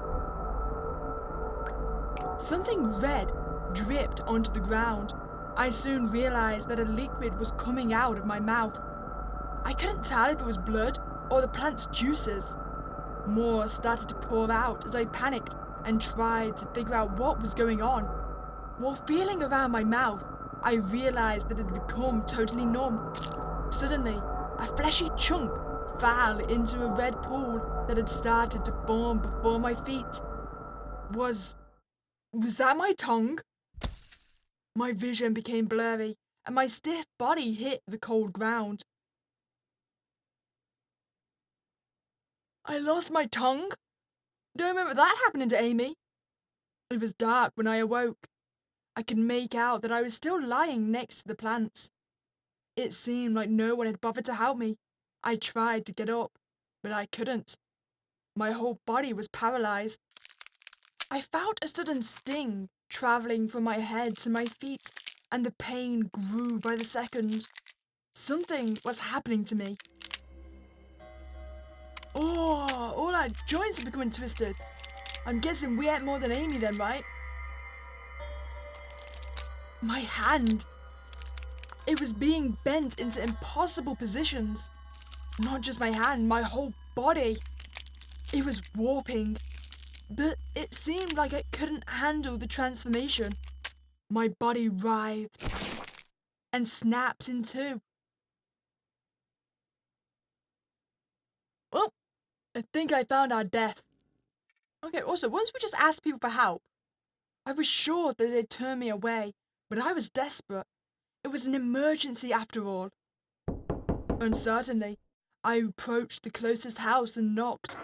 I was surprised when the door actually opened. Hi there, come on in. How nice of you to visit. Before me stood a fashionably dressed woman with a big smile on her face. She seemed welcoming, but her movements were rather stiff and almost mechanical. It was as if they'd been practiced over and over again. The hat, scarf, and the bag around her shoulder suggested that she was just about to leave. She seemed to notice my confused look. "Oh, the bag? Don't worry about it. I just think it suits me. So I've gotten used to wearing it around the house." That seemed unpractical, but I guess she was very conscious about her appearance. "Now, come in. Everyone's already inside." Do we know each other?" She took another thorough look at me and seemed to realize that we did, in fact, not know each other. "Ah, you must be a new neighbor then. I'm Sabrina. Come in." She disappeared before I could correct her. I hesitantly followed her inside. On my way in, I saw a pet food bowl near the entrance with some of the strange-looking plants in it. Huh, she'd been feeding those to her pet? I peeked into the living room. A man leapt to his feet as he saw me and stretched his big hand out to me. His coat suggested that he was active in a scientific field and that he had gotten here right after work. His other arm hung down limply. He's had some plant, hasn't he? I bet it's all twisted. "Hi there, it's nice to meet you. I'm Frederick. How are you doing?" I reciprocated his firm handshake, and he cheerfully gestured to me to take a seat beside him. To my surprise, the girl who had helped me earlier was here as well. I believed her name was May. She gave me a small wave. "It's starting to feel like a festivity." "We should have neighborhood get-togethers like these more often." "Oh, right. This is..." She turned and frowned in my direction, while trying to remember a name she hadn't asked me for. "Scott. I'm Scott." "Right, Scott. He moved in nearby recently, I think. So I thought we should invite him as well." "Certainly. It is nice to see you. No, I'm not really..." "Oh, right. Give me a second." She rushed into the kitchen and came out with steaming dishes of food. I could make out different kinds of meat, baked potatoes, and more. My stomach gave off a deep growl, and my mouth began to water. Any thought of honesty about my origin was gone. The other visitors started piling food onto their plates, and I followed suit. As I devoured it, and life came back to my body, I let my eyes wander over the others. Everyone seemed to be tense, especially Sabrina and Frederick. Their movements were rather stiff. Every now and then they threw glances each other's way, glances that seemed to indicate mistrust. Sabrina seemed to especially be eyeing the cup that Frederick was drinking out of. Every now and then, when they'd notice each other's looks, they'd put on a fake smile. May seemed like she hadn't planned to be here in the first place. Was she dragged into it just like I was? As I was cleaning my plate of its scraps, something important flashed into my mind. "Excuse me, would you mind if I used your phone?" Sabrina tisked. "I'm afraid I don't have one. I never cared for those buggers." She looked over to Frederick. "Maybe he can use yours?" "Of course. I can show you to my house once we're ready to go." I gave off a sigh of relief and thanked Frederick. He waved his hand in the air. "No problem at all. Please excuse me for one moment, though." He shuffled out of the room, presumably towards the bathroom. "All right, I'll make some more tea." She scooped up Frederick's cup and left me alone with May. I cleared my throat and nodded in May's direction. "Thank you again for lending me your phone. I did appreciate that." "You're welcome. I hope you will have more luck with the landline." "Yeah, I hope so too." And I guess that was the end of the conversation. Perhaps she felt uncomfortable speaking to a weird-smelling stranger. "I'm going to go wash my dishes." And there she went. The other two were taking quite a while. I used the opportunity to let my eyes wander around the room. The walls were dressed with paintings of all kinds, pictures of nature as well as more abstract drawings. A framed piece of paper and a photograph that was standing on the drawer beneath it caught my eye. The former seemed to be an art degree, the latter a picture of Frederick and Sabrina when they were younger. They were standing somewhere that could be a university campus. Both were genuine smiles on their faces. It seemed like their friendship went back quite a bit. Well, that was creepy. Hey! Whoa! Did she sneak up behind me? I thought I had a clear view of the kitchen entrance. I think I heard some rumbling coming from downstairs. It'd probably be a good idea to check it out in case Sabrina hurt herself. Oh, well, Sabrina has been gone for quite a while. Maybe something did happen to her. Perhaps I should take a look. What about Frederick? May's face slightly tensed up as she heard his name. Frederick is still occupied. The way she said his name sounded almost hostile, but she sounded convincingly confident either way. I don't know if I trust her. I felt May's eyes follow me to the basement. I squinted down the stairs. It was almost pitch black. I swallowed back my nerves and carefully crept down into the darkness. Maybe I should have called out to Sabrina, but something told me not to. Why was she down here? Didn't she tell us that she wanted to make more tea? I managed to reach the bottom stair and peeked around the corner. There I saw her, kneeling by lamplight in front of a large cage. A basket of the strange plants sat beside her. There, it's all right. Take a good sniff of a corpse. We need to hurry, okay? I know that he's growing another one. I know he sent one after their parents. I'll avenge them and get rid of my biggest rival in one go. She held Frederick's cup to the bars. Something in her voice disturbed me. Whatever was going on, I wanted no part of it. I returned to the living room as quietly as I could. There you are, all ready to go? Upon hearing Frederick's loud voice, I jumped. What I had seen in the basement had made me anxious. I took a quick look around and saw that May was already gone. Sure, I'm ready. Leaving already? I just made some more tea. I turned to see Sabrina, standing in the living room entrance with a practiced smile. Sorry, dear. I'm just not young enough to stay out like we used to. She put on a playful pout. Oh, you do wound me. Come by again. I know you're welcome any time. We bid our farewells and set out into the cold night. I was glad to leave. What I had seen was still nagging on my mind. Frederick might be in danger. I had to tell him. I hesitated. How was I supposed to tell him when I, myself, wasn't sure what I had seen? But I collected myself and went for it. To my surprise, he wasn't nearly as upset as Sabrina as I thought he would be. He actually seemed to be more upset at me.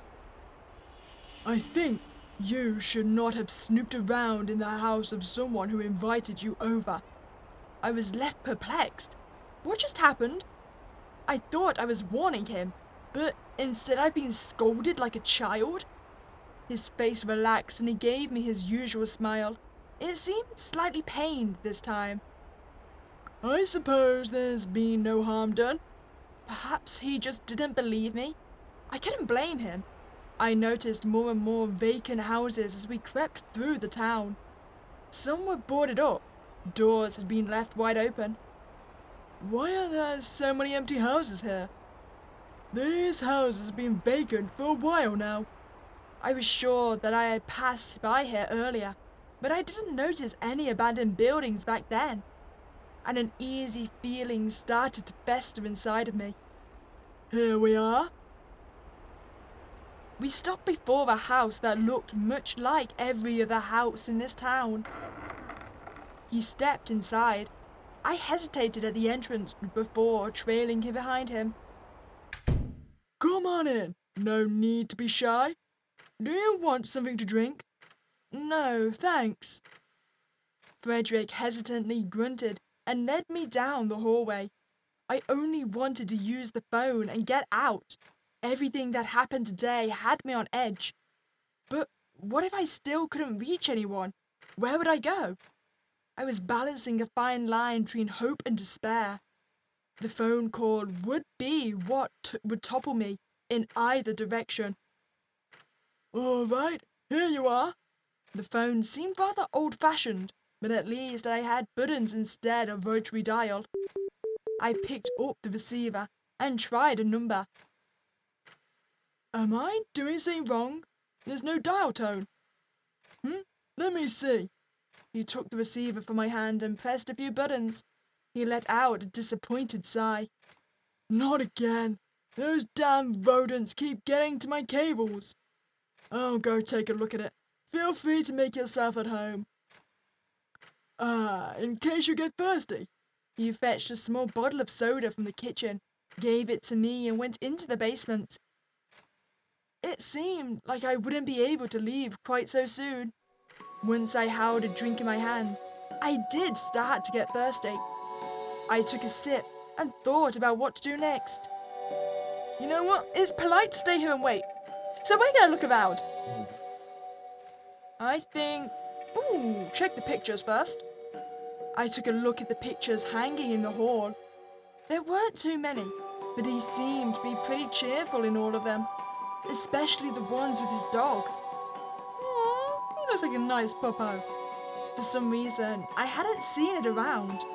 Nothing else caught my eye. What about the living room? It was only one room over. Surely he wouldn't mind. He said I should feel at home after all. The living room was minimalistic and unimpressive. A TV stood in the corner, gathering dust. His bookshelf was well maintained, on the other hand. I looked over the books. He seemed pretty interested in biology. I'd love to chat with him about his field sometime, once I'd get out of this mess. I chose a random book without a cover and opened it. It seemed to be a handwritten notebook. I quickly shut it to recheck the title. It seemed like I'd pulled out a fantasy book instead of notes on biology. Evolutionary development, intersections between botany and zoology. That would be a rather weird name for a fantasy novel. But the depictions of the pages confirmed it being fiction. The pages showed drawings of creatures I'd never seen before, accompanied by detailed graphs and diagrams. I returned the book and went back out into the hall. All right, it's all done. I jumped. Sorry, I didn't mean to scare you. No, it's fine. Good thing he didn't catch me snooping around. The phone should be working now. Feel free to give it a try. I'll give you some space. Call me when you're done. He took the bottle I had drunk from earlier and left through the hallway. I had an odd sense of déjà vu. I shook it off and started dialing some numbers. They were the same that I already tried on May's mobile phone. Once again, they failed to connect. How could that be? I was 100% certain that they were correct. I tried all the numbers of friends, family, and even work colleagues I could think of, until finally... Yes, hello. It was a woman's voice that I didn't recognize. I was certain that I had dialed the number of one of my colleagues. Excuse me, isn't this Tom's telephone number? I don't know who that is. Are you another scam caller? Don't call me again. She hung up. All right, something was definitely wrong here. It might be best to talk to Frederick and see if he could help me somehow. Maybe he had a clue as to how I could get back home. I crept down the hall. We went this way, right? I began to hear some murmuring. A steady chill ran down my back. The sound was coming from the basement. The old floorboard squealed beneath my toes. I saw flickers of a weak light coming from down the steps. I took them as gently as I could, as I held a hand over my mouth to quiet my breath. I reached the bottom and turned a corner. Frederick knelt before the big cage, a small lamp next to him, and held something up to the bars. He hissed to whatever was inside. Yes, you have the scent now, don't you? We must take care of this one tonight. He's curious. He will find the secret much faster than the others. No. We can't have him make something like you, too. It's kill or be killed in this town. My stomach dropped out from underneath me as I heard the horrible scraping from inside the cage. I took a step back, bumping into the wall. Before I could react, I had accidentally switched on the main light. The sudden flood of white blinded me for a moment. Once my eyes adjusted, the first thing I saw was it. Oh, gnarly! How you doing, bud? Would you like to be friends? No? Yeah, I didn't think you would either. Frederick was screaming at me, but I could barely think about him. I couldn't look away from that creature. It was cowering inside a dirty cage that seemed to be too small for it. It had features of a dog, but I could also see some elements that were distinctly human-like. Its mouth was way too big, and the inside of it was filled with seemingly random set of teeth, or at least something that resembled teeth.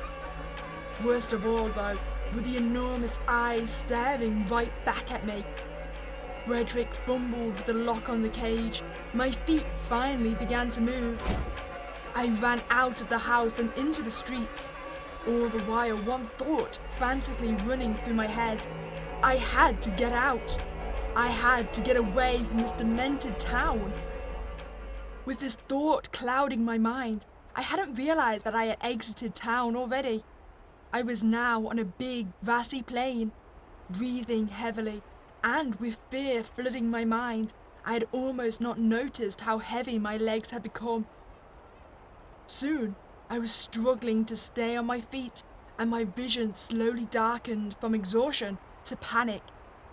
I wanted to look back and see how close the monster was, but I was too afraid of seeing it right behind me. I gathered my courage and quickly glanced behind me, and, to my surprise, the thing wasn't following me.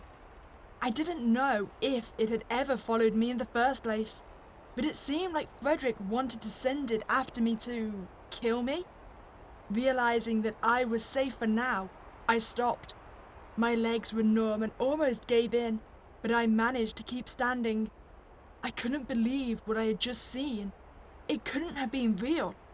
Every inch of my body repulsed the idea of such a monster existing, but I had seen it with my own two eyes.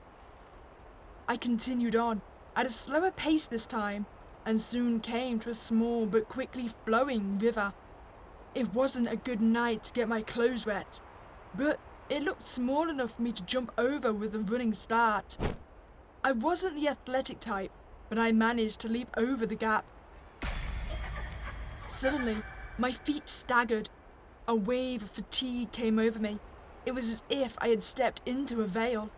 The air had gotten heavier, and my breathing became more ragged. I clutched my chest as I tried to figure out what was going on. A throbbing pain pulsed through my back. It was as if something had stabbed me. My feet gave in and my vision darkened. I could feel a presence near me. The monster? Frederick? Before I could find out, my consciousness faded.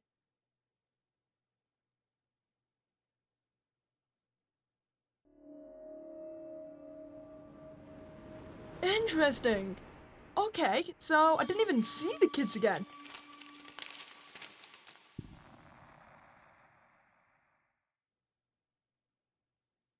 Okay, so before we move on to our last door, I want to go back and see if there's anything important in his study. So I feel like there might be more things about these pets in there. Okay, so check the study. Entering Frederick's study felt like I was crossing a line. After all, he'd invited me into his home and was trying to help me, but my curiosity overwhelmed me. I was wondering what that thing in Sabrina's basement was, and maybe I could find answers here. I took a look at the table to see what he was working on. A flipped over picture frame and an open journal grabbed my attention. I decided to sneak a peek at the picture and was surprised to find a photograph of Sabrina and Frederick. They looked older than in the picture that I had seen at Sabrina's place. It depicted them in a park as they were having a picnic. A canvas was set up nearby. Why was it lying around face down? Perhaps he just hadn't had the time to hang it up yet? I turned my attention to the journal. His writing was messy, but I would probably be able to decipher it with some effort. What should I do? Oh, okay, so either take the book or read the book. I think take it, read it. I decided against taking the journal. Reading it was bad enough, but it was the lesser evil. I have a feeling that the other people have found out what the plants can be used for. They must be developing their own pets in secret. I'll have to keep growing my own and hope that I'm faster, better than they are. I should be okay as long as I avoid leaving anything of mine at someone's home. They can only do something to me if they have my scent, after all. I set the journal back down. Now I knew that he was a fantasy writer. That's the only way I could explain what this was about. Especially the terrifying sketches that accompanied the text was something straight out of horror fiction. With doubts gnawing at my mind, I made my way back to the telephone. Okay, so the one thing that I did realise when playing through Pets is that there seems to actually be two different routes you can take in these stories. So did I miss some things in Trapped? Like what was if we just didn't make the deals? Because it seemed to say that time was passing quicker for the people inside the rooms, right? Because when we came back to see the kids, they said we've been gone for quite a while. So I wonder if we just don't make any deals and just allow the time to pass? Okay, so we're back here. So we visited them all once. We gave the kids the medicine. We've not took any of the food out of the kids' room though, so 1 and 2 haven't been given food. So I'm thinking if, we just keep visiting the different rooms, maybe we'll get some different line. I entered the room for a second time.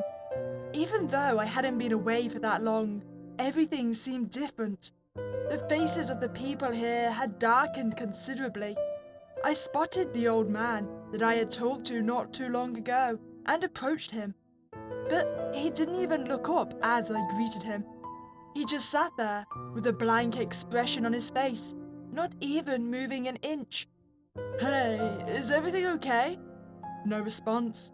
As I looked around, I noticed that none of the others had moved from their spot, nor had any of them looked up since I had entered this room. I tried to talk to them, but they wouldn't respond. It was as if they had suddenly turned into statues. Their eyes were devoid of any signs of life. I tried shaking them awake, but they didn't react. Hello? Can anyone here hear me? I cried out into the room in desperation, but my words echoed back emptily. What was going on? What had happened to them? Even though I was surrounded by people, I felt alone. I jerked my head around. I scanned the dim room with my eyes until I finally saw something in one of the corners move ever so slightly. My heart started to race as I stepped closer. I couldn't quite make out what had made the sound, but it was probably a human, right? It made a gurgling sound and I hesitated for a bit. Horrific images of all kinds of creatures popped into my mind. I shook my head and tried to get them out of my head. After a few more cautious steps, I was finally close enough to see it. It was a girl. No, it wasn't just some girl. It was the same girl that I had run into on the deck. Her body was limp, but as opposed to the other people in this room, she seemed more or less conscious. I cautiously picked her up and made my way towards the door. The words of the old man echoed in my ear. He told me that she was able to pass through the door, just like I was. But why hadn't she left the room by herself? Did something happen that she got caught up in? And how did she get into him anyhow? I would have noticed her in the hallway. I turned towards my room. It had a bed and she would probably be safe there. Opening the door while carrying a person was no easy feat, but I finally succeeded and put her on the bed. Home. Her facial expression changed from one of pain to one of relaxation. She instantly fell asleep. I debated whether I should wake her up and try to get some information out of her, but it didn't seem like she was in any condition to answer questions. Seeing her sleep so soundly made me want to take a break as well, but I pushed myself to step out of the room and back into the hallway. I still needed to see if there was any way to get out of here. Okay, so everyone's dead in room 1 basically. About room 2 then. The first thing I did after entering the room was taking a quick glance around to see if Frederick was nearby. To my detriment, he was. He jumped up as he saw me come in. Hey, did you bring anything useful with you? He didn't even offer me so much as a greeting. I don't have anything with me, sorry. Still, how incompetent can you be? Don't come back until you've found something. He shouted at me yet again and shoved me out of the room. Did he actually think I'd want to give him any food after all of this? But there were other innocent people in the room who were in need of help, and I really wanted to help them. Okay, so I think check on the kids. I was worried about those two. All kinds of terrible scenarios had popped into my head. I glanced around the room. They fortunately seemed to still be more or less okay. I approached them. I had given Lanny some medicine, so he should be doing a little better. How is your brother feeling? Amy did seem to be much more calmer than the last time. His head doesn't feel as hot anymore. He has been sleeping for a long time, though. For a second, I considered the worst, but his pulse was fortunately still there. He did seem to be in a bit better state, and I was hopeful that he would get up soon with enough rest. How about you, Amy? Are you still holding up all right? Yeah, I think so. I should get going again. I'll come back soon to check on you and Lanny again. Okay. I hope you won't have to be awake for so long again. Long? I hadn't been out for that long. But it was understandable that she didn't want to be left alone. She was likely exaggerating. I walked by the canned food and considered taking some with me. I think not. I decided against taking any. I left the room and found myself back in the hallway. Okay, so let's go check, see what the dog's up to. As I entered the room, the dog instantly started barking and tugging on its chain. The hole in the wall behind it seemed to be the only way out of this part of the ship. Once again, I went through my options to see what I could do to get past it. In the end, I still couldn't think of any way to get around it. And so I had no other choice but to simply retreat once again. Okay, so we can't go check on the girl because we can't get into our actual room. So I think we would just cycle through the rooms again. I froze the moment I entered the room. I had seen some movement out of the corner of my eye. But when I turned my head, all I could see was a blank wall. As I stepped further in, I noticed a scratching sound. It was as if something was clawing at the wall. But I couldn't make out anything that could have been causing it. There was barely any movement at all. Everyone seemed to still be frozen in place. I stood in the doorframe, strained my ears. It was getting louder. I considered leaving, but curiosity overcame me. Slowly, I stepped into the room. It was then that I saw someone who seemed to still be awake. Their slight twitching was barely noticeable in the dim light. I considered calling out to them, but something told me not to, and so I cautiously inched towards them. But the closer I got, the more apparent it became that something was off. I froze. Their head.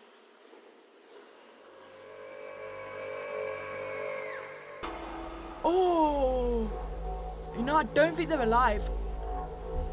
It almost looked as if their face was melting off their bones. Their eyes were dark and hollow.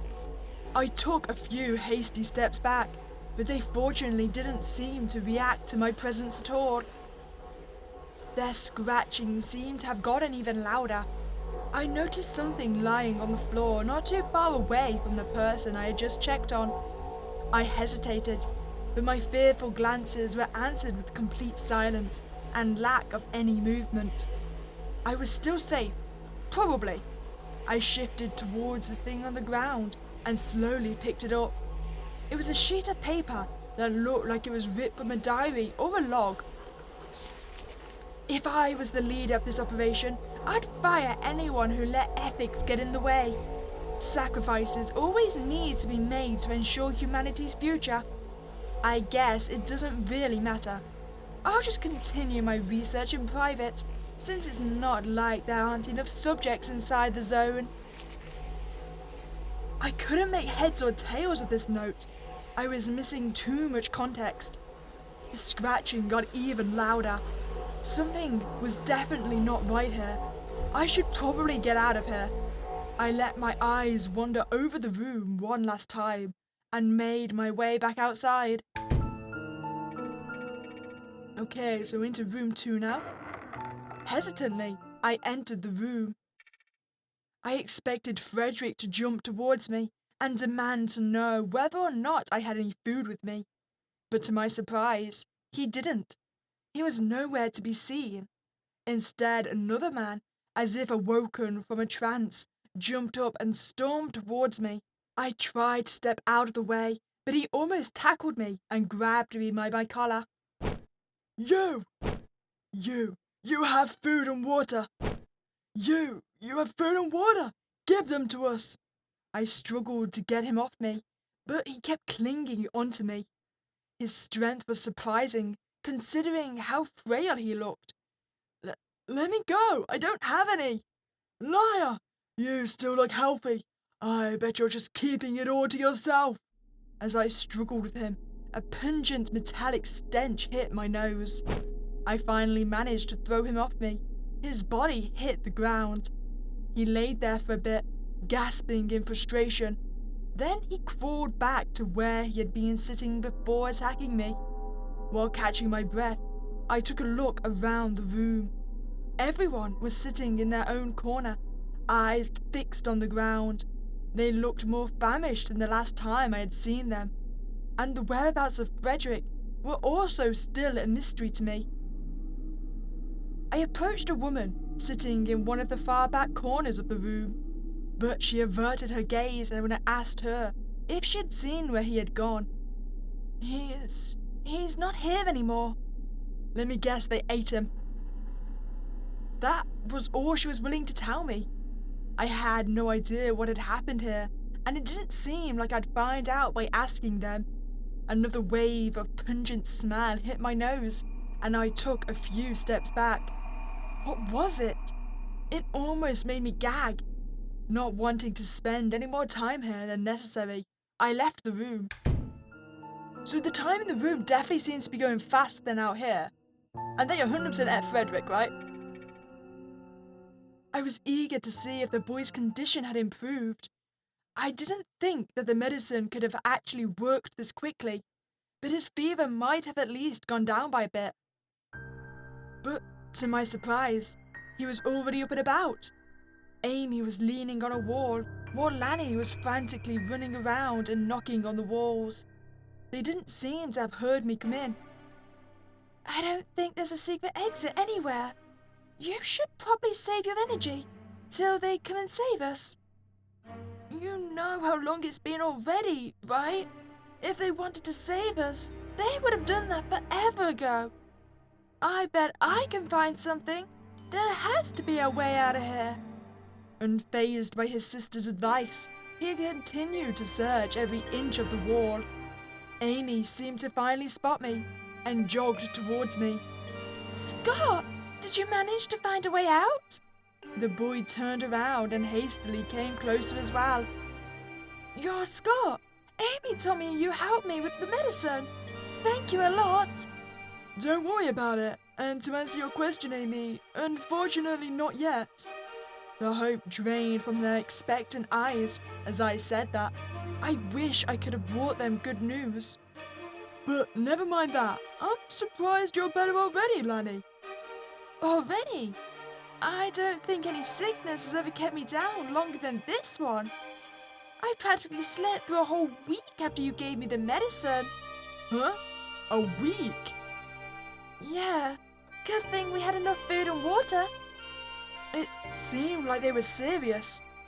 I was pretty sure that I hadn't been that long since the last time I had seen them. Have you really been trapped in here for a week? Yeah. That didn't make any sense. But I was feeling so glad about Lanny being alright again that I decided to postpone my questions about this. Getting them out as quickly as possible had top priority. So, what about your parents? Were they with you too when this whole thing happened? No, they were somewhere on the ship, but not in the same room as us. I see. Can you tell me what they look like? I can let them know you're safe if I meet them. They proceeded to give me a detailed description of their parents, and I did my best to memorize everything. So you came here as a group of 6. You, your parents, Sabrina, and Frederick, right? Yeah, and our dog came too. You can probably recognize our dad pretty quickly. Oh, is he gonna be the one that got gnawed by the dog? He's a bit odd since he always carries bullets with him, as a lucky charm, but no actual gun. He always says, I don't think he needs to know. Lanny gave her an irritated look. Oh, I almost forgot. Did you meet a girl while looking around? She wears a hoodie and a skirt. That description sounded oddly familiar. Could they mean the girl I had met on the ship deck? Yeah, I think I have. She wasn't doing too well when I found her, but she's resting in my room now. She was here shortly before you came. She was really nice and told us that she'd find a way to help Lanny, but she never came back. I'm worried about her. She didn't sound that nice when the man in the first room had described her. Maybe she just had a weakness for children? I want to go home with Mum and Dad. Her words were almost inaudible, but both Lanny and me picked it up. Don't worry, we'll get out of here soon.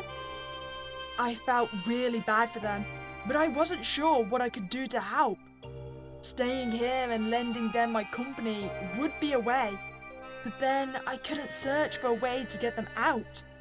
Maybe I could look for their family first and make sure they knew their children were safe. But I was afraid of how many days would have passed the next time I'd entered this room. The flow of time seemed to be peculiar in this place. I came to the conclusion that I had to keep on searching for a way out if I wanted to help them. I should probably go now. I'll let your parents know that you two are alright if I meet them. You two sit tight and stick together until I come back, alright? I'll have found a way to get you out by then, don't worry. Oh, and let us know if you find our dog. He's a Doberman with a red collar. Okay, I'll let you know if I see him. With that, I turned around and stepped outside.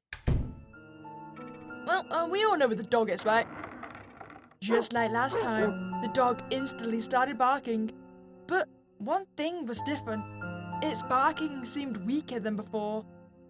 I slowly approached the part of the room where it was chained, but all I saw was a miserable creature. It was weakly lying on the ground, only able to bark and growl at me. I had no idea what had caused it to become like this, considering that I hadn't been gone for that long. This might be my chance, I thought to myself, but as I approached the hole, The dog managed to snatch at me, and it almost bit me. Apparently, it was still capable of hurting me in this state. I thought about running past it and forcing my way into the hole in the wall, but I decided against it. There had to be a safer way. Okay, I grabbed the door handle, but then remembered what I had experienced last time I was in this room. Was it really a good idea to go back in? Though, technically, my life hadn't been in any danger. Maybe I should check the room again, just in case. I'd just stay in the doorframe. It wasn't like anything besides me could leave this room anyway. The door slowly creaked open, and I glanced inside the room. The people that were here were gone. The room was completely empty. In their place was a black substance. Was that blood? Then the scratching started. It seemed to be coming from every direction at once. As I tried to make out its source, I noticed something at the very end of the room. There were ripples on the wall. It almost looked like the wall was made out of water. Slowly, something started to push itself through the thick, liquid-like texture. First, it was a single hand. Then more and more arms started to appear. All of them grasped at the empty air. Oh, nasty! I looked so cool. All the while, the scratching was getting louder and louder. I tried to shield my ears with my hands. My instincts told me to run, but I was frozen in place. I couldn't avert my eyes from the scene before me. Slowly, feet started to reach through the wall, and then finally, their whole body was free. The scratching had stopped. I recognized the clothes of some of the creatures in front of me.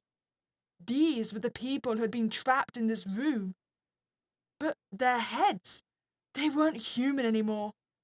Their faces were distorted beyond recognition.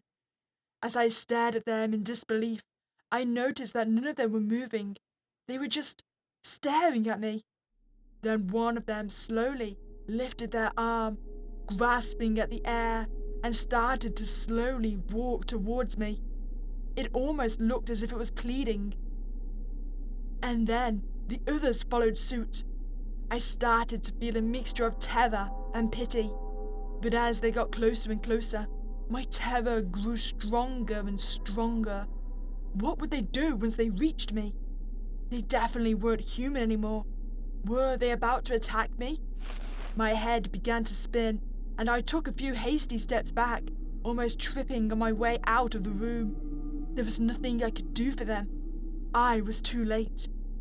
If only I could have found a way out before they turned into that. Frustrated and with a heavy heart, I slammed the door shut. I felt really uneasy about entering this room. Was it because of the way everyone had acted last time I was here? Or was it because of the smell? With a foul feeling in my stomach, I stepped over the threshold. An even worse stench than last time hit my face, stealing my breath and making my eyes tear up. It was enough to make me want to vomit, and I knew that if I stayed here any longer I would. Wait. Is that gonna be Sabrina? I was just thinking the dark hair. Well, definitely everyone. I think that might be a lung. I took a look around the room through my teary eyes. There were piles of something. While quickly covering my nose, I wiped at my watering eyes and took a closer look. There were big mountains of clothes scattered throughout the room. Some kinds of insects were buzzing around them. But there was also another big, red pile. At first, I thought it was flesh, but as I got closer, I realized it was mostly organs. I quickly stepped back towards a wall, but as I did, I almost stumbled over something. I let out a shout as I tried to regain my balance. I glanced at the floor to see what I had stepped on. It was a woman who was leaning on the wall, but her appearance was off. Her stomach was horribly bloated, as if she was about to burst at any moment. Right next to her was a knife covered in blood.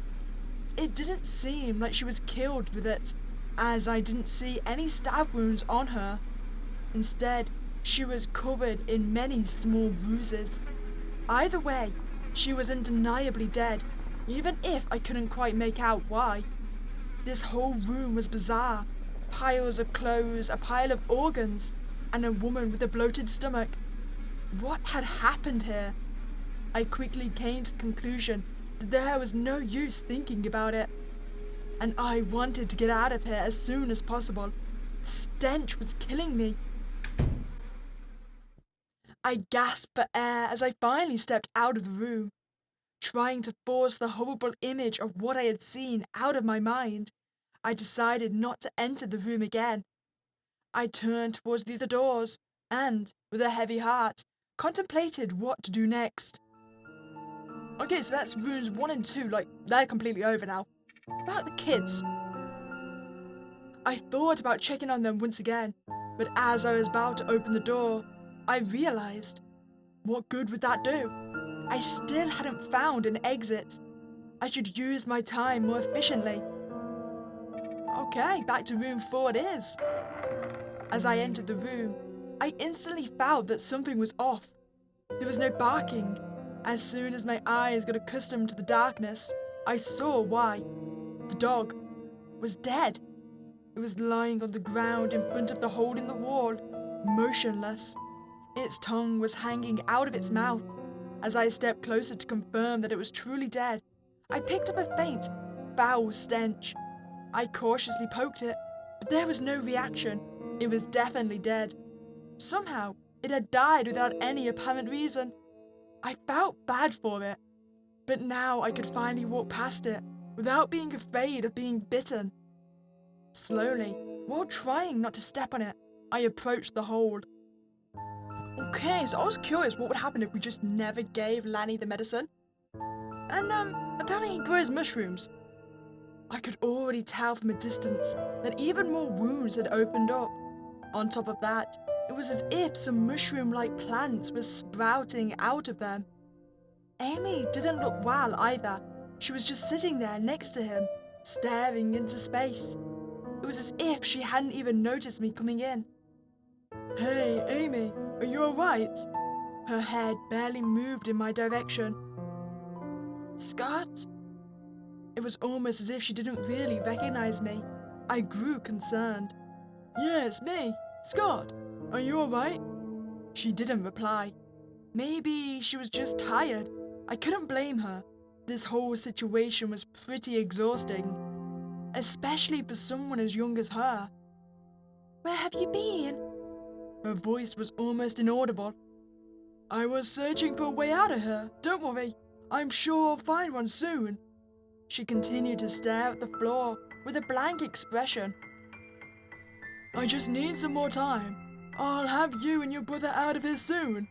She turned away. It didn't seem like she was up for a conversation. It was probably in her interest that I left and continued searching for an exit. I left her be. Wait, can we just go straight back in? The door wouldn't budge at first. How did it get stuck? It was totally fine the last time I tried to enter it. I started pulling on it with all of my might.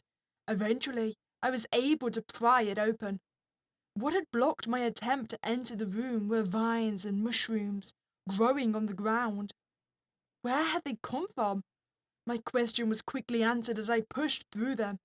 Lanny's body seemed to be floating in the middle of the room, but I quickly realized that it was just being supported by some of the vines. It looked like they had sprouted out of him.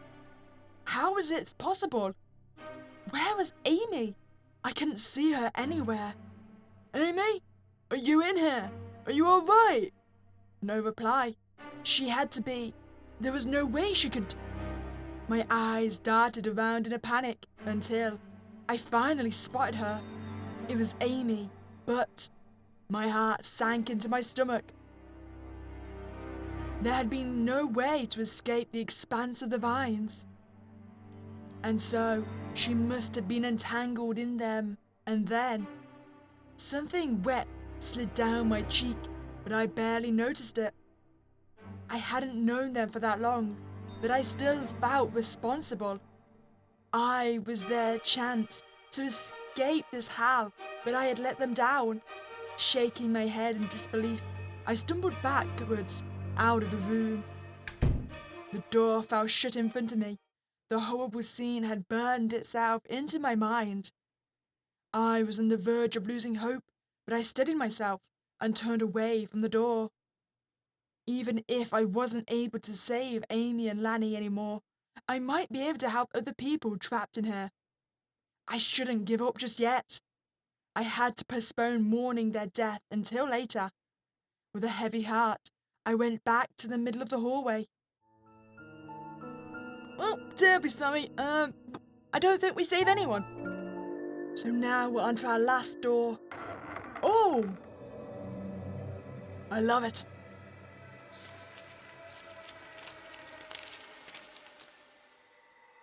A guide to funny faces.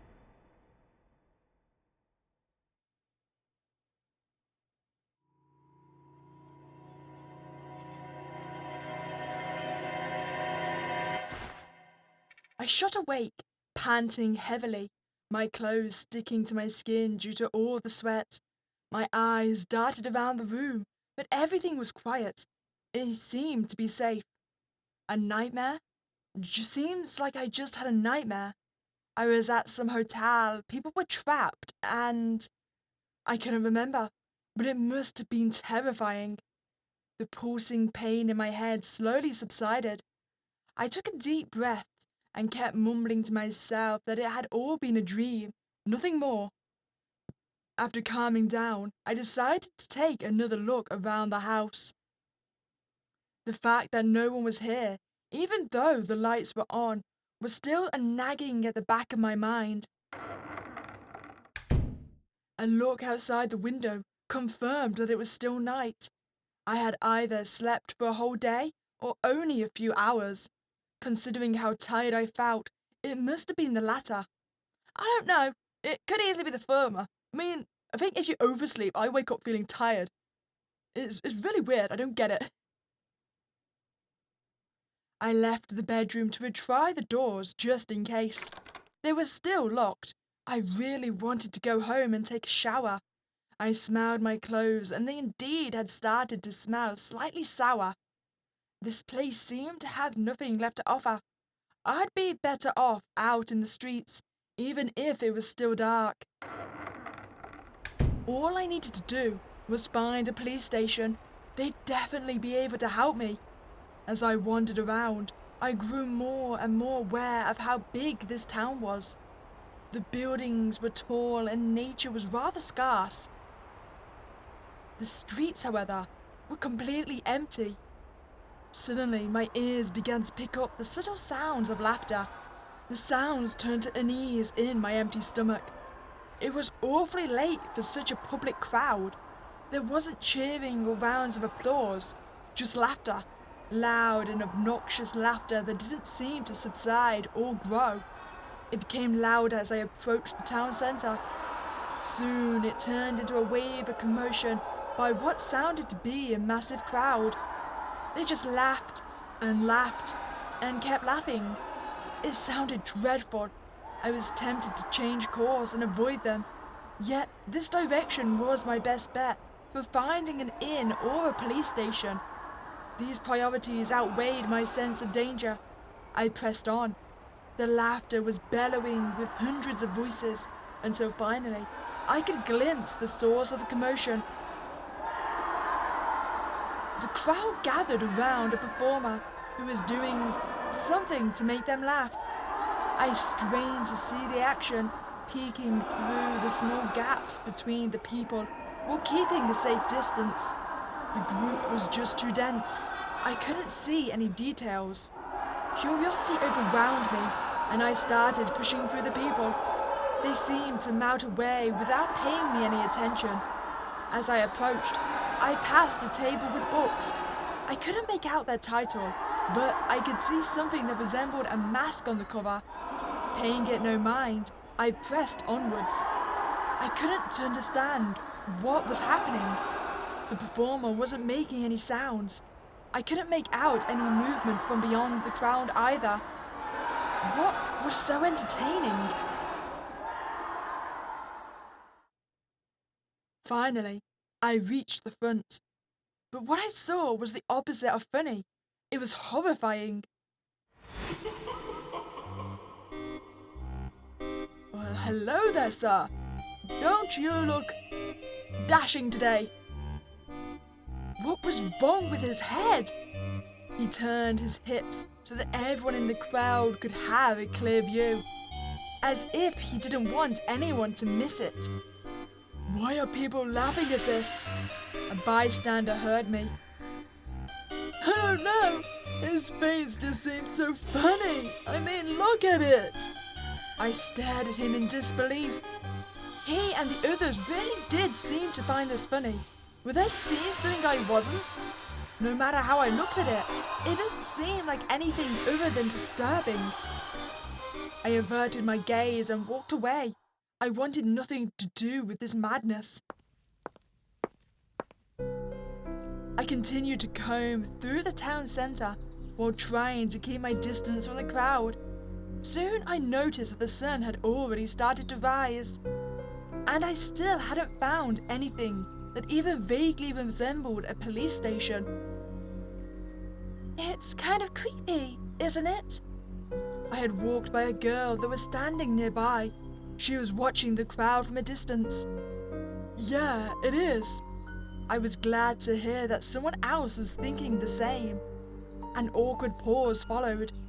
I had been under the impression that she wanted to start up a conversation, but I guess that wasn't the case. My stomach broke the silence. Are you hungry? Blood shot to my face.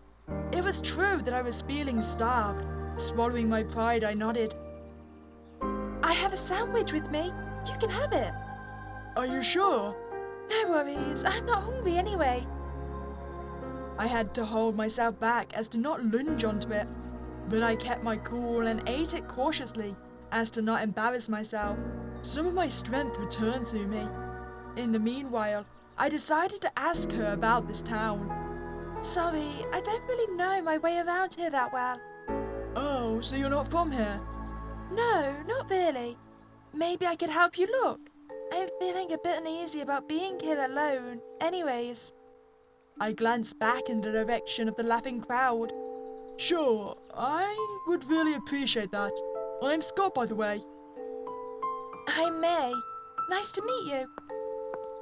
We set off to look for help. The idea to call someone I knew from May's phone came up, but she didn't have it on her, unfortunately. We approached several people to ask them for directions, but all of them seemed to ignore us. I tried to make some small talk with May every now and then, but her replies were always short and didn't leave much room for follow-ups. But she perked up when I asked her about her family. I have a sister. At first, I thought that would be all I'd get out of her, but she continued after a short pause. She's been home more recently. Usually, she'd leave early and return late, or not return home at all for several days. Her job is really important, so it makes sense. But I was really happy when she told me that she wouldn't go to work for a while. I assumed she was finally able to request some time off. But she continued to work even at home. May hung her head. It seemed like I had touched a sensitive topic. I thought of ways to console her or cheer her up, but couldn't come up with anything to say. Since I didn't have any siblings, it was hard to relate, but it seemed like she really loved her sister. I could actually relate more to May's sister. Just as her, I too have barely been home due to my work. And just like her, I'd likely be working even if I was home. But as opposed to May's sister, I didn't have anyone who was expecting me back home. I decided against poking any further and instead shifting my focus back to asking people for directions. Without much luck. Oddly enough, it was as if they were all going in the same direction. the town centre. Do you think they're going to see that performer? Silence. Maybe she just hadn't heard me. I turned around to ask her again, but she was nowhere to be seen. Just as I finished that thought, I felt a presence behind me. I slowly turned around. Are you okay? You're not looking so good. I recommend sleep. What the hell? What do you think? Do I look funny? What? No, get away from me! I took a few steps back, almost afraid the man would lunge at me. But he didn't. He just stood there. I see. Maybe I didn't do it quite right. And with that, he walked off, disappointed. He took a book out of his pocket and started flipping through it. For some weird reason, he seemed familiar. Wait, was he the man from the square? This town was giving me the creeps. I needed to get out of here as fast as I could. But as I turned around, I saw that most of the people walking by had distorted their faces in one way or another. It was as if a virus had spread while we were looking for help. This was madness. I needed to get out of here, but where to? And where was May? It was getting kind of worried. I took a look around and thought about what to do. Okay, so we can either stay on the main street, it should be easier to find May or a police station that way, or go through the back streets and avoid attracting any unwanted attention. Okay, I think... Oh, I so want to go through the back streets. We're doing it. I want to go through the back streets. We'll go back for the other direction later. Staying on the main street was too dangerous.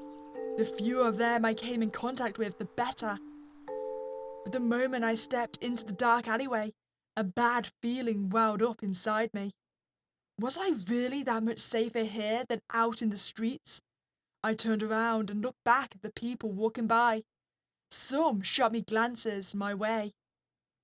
Perhaps because I was one of the few around whose face looked normal, this made me nervous. I turned back towards the alleyway. Whatever was awaiting me here couldn't be worse than being surrounded by all those madmen out there. My heartbeat accelerated every time I rounded a corner. I soon noticed that the back street layout was quite elaborate. There was no dead ends, and it seemed to stretch on forever. I should have glimpsed an exit leading to the main street long ago. Was I just walking in circles? Right as I was about to turn another corner. Oh, hi there. Are you guys okay? I'm betting you're the kids I always see. I froze in place. The person on the left spoke. It was a voice of a boy. Oh, you're normal. His words caught me off guard. What did he mean by normal? And what was up with those masks? Yeah. I tried to sound confident, but my voice shook slightly. The other child spoke. Her voice sounded like a girl's voice. I'm Amy, and this is my brother Lanny. She gestured to the smaller kids next to her. We're hiding from the other people. Those with weird faces. You are hiding from there too, right? My body slowly relaxed. It seemed like they really were just normal kids. Those masks were still freaking me out though. Yeah, I am. Do you know how we can escape from here or maybe find some help? No, unfortunately not. I thought I knew a good way through these back streets, but I think we're lost. Not because of me though. She wanted to. Amy punched his arm. Ow, hey. If we had turned right as I said we should, we wouldn't be lost anymore. That was a dead end, you dimwit. You just didn't see it because your mask is too big. Lanny rubbed his shoulder and started sulking. Why are you wearing those masks in the first place? Some people with weird faces have been, well, they've been using people with normal faces as material. Lanny flinched as Amy muttered those words. It seemed like they had seen some terrible things. Hiding in these alleyways had been a good idea. All right, we should probably move on. There has to be a way out of here. I'll stick with you. That way will be safer. I couldn't see their faces, but their body language I could tell they were relieved. I too was happy that they were other normal people out here. While we were walking, I tried to find out more about the siblings and what they knew about this situation. Our parents hadn't come back since yesterday night. We didn't think much of it and assumed they'd be back late. But when we woke up, they still weren't there. We wanted to ask some neighbors for help, but they weren't home either. I thought we should wait, but I thought it was a dumb idea. If they hadn't come back yet, then something must have happened to them. And you want to be a scientist. Oh yeah? Your idea turned out so great. And I never said I wanted to be a scientist. I still don't know. Yeah, I'm an artist. Whatever. I tried to steer the conversation to stop a fight from breaking out. Those feel like some pretty contrasting job choices. They do, don't they? I guess both help people in their own ways. At least that's what one neighbour of ours claims whenever she fights with another neighbour. We have two neighbours who are close to our family and they... I froze. So did the siblings. Someone was there, just around the corner. I jerked my head around, trying to find a place to hide. For a second, I considered that they could be someone normal, someone just like us. Someone who was just as freaked out by whatever was going on in the city as we were. But I didn't want to take any unnecessary risks, and I especially didn't want to put these kids in danger. I spotted a big garbage container not too far from us and quickly pushed Amy and Lanny towards it. We made it just in time. Amy held her breath. Lanny was fidgeting slightly. No, he was trembling. I was afraid that he would make too much noise, but he managed to pull himself together. Silence. Was the person just standing there, looking down the alleyway we were in? Or were they already gone, and we just hadn't heard them leave? I managed to suppress my curiosity and decided not to peer around the container. Lanny apparently couldn't. I was about to stop him and pull him back, but it was already too late. He had already peeked out of our hiding place. His body relaxed slightly, and he spoke in a hushed tone. Amy, it's Frederick, our neighbour. Amy perked up. It seemed like they knew this person.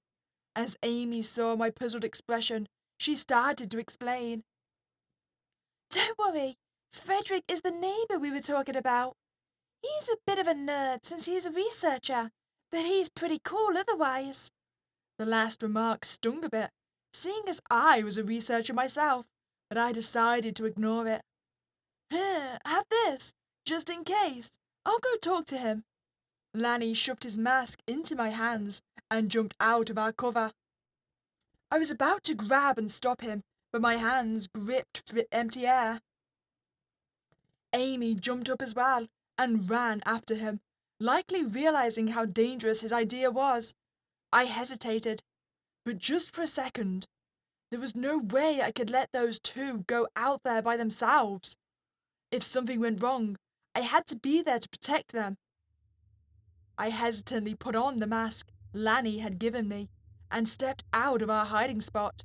Lanny had since called out to Frederick and was now approaching him. I froze when I saw him. That was the guy I had met earlier. And his face was still ravaged as before.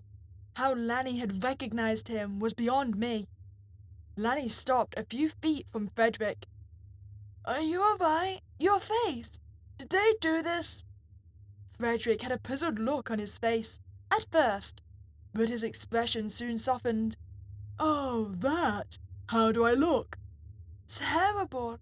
Why can't they just leave us normal people alone? Frederick's expression darkened.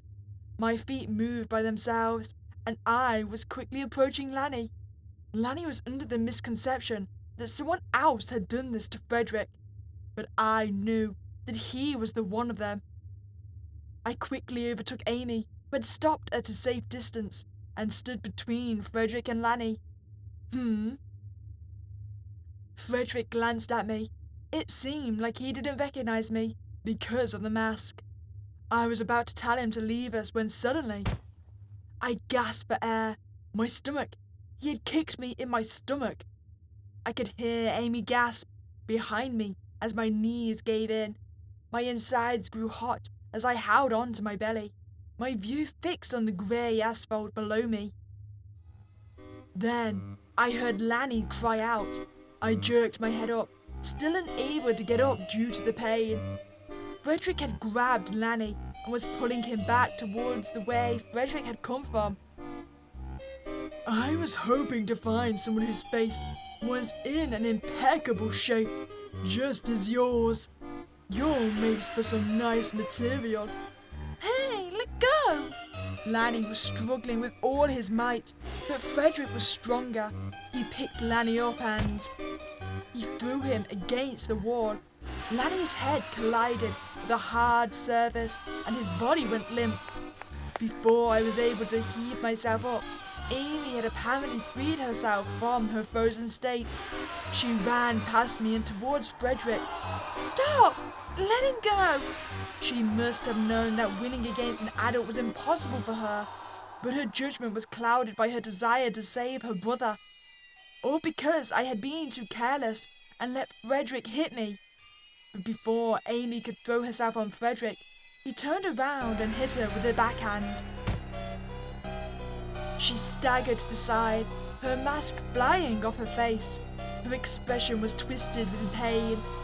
Frederick froze as he saw what was under the mask, a normal face. Oh wow, 2 potential donors! A sick grin formed on his dismembered face. My feet finally stopped wobbling and I managed to stand up. I had to help Amy, otherwise Frederick would take her too. I charged forward as Frederick started to approaching her and was about to tackle him when, once again, a hot feeling spread through my stomach. The difference was that he hadn't kicked me this time. I stumbled backwards and looked down. Blood. My feet gave in once again. Frederick was holding a knife. He had stabbed me. Right, where was I? He fixed his eyes at Amy, who was staring back at him, frozen in fear. Coming to might be difficult, but I don't want to leave you here like this either. I got it. He started rummaging through his pockets. Shortly after, he pulled out something small. I glanced at Amy, who had tears in her eyes. My brain was screaming that I had to help her, but my body wouldn't move. I had lost too much blood.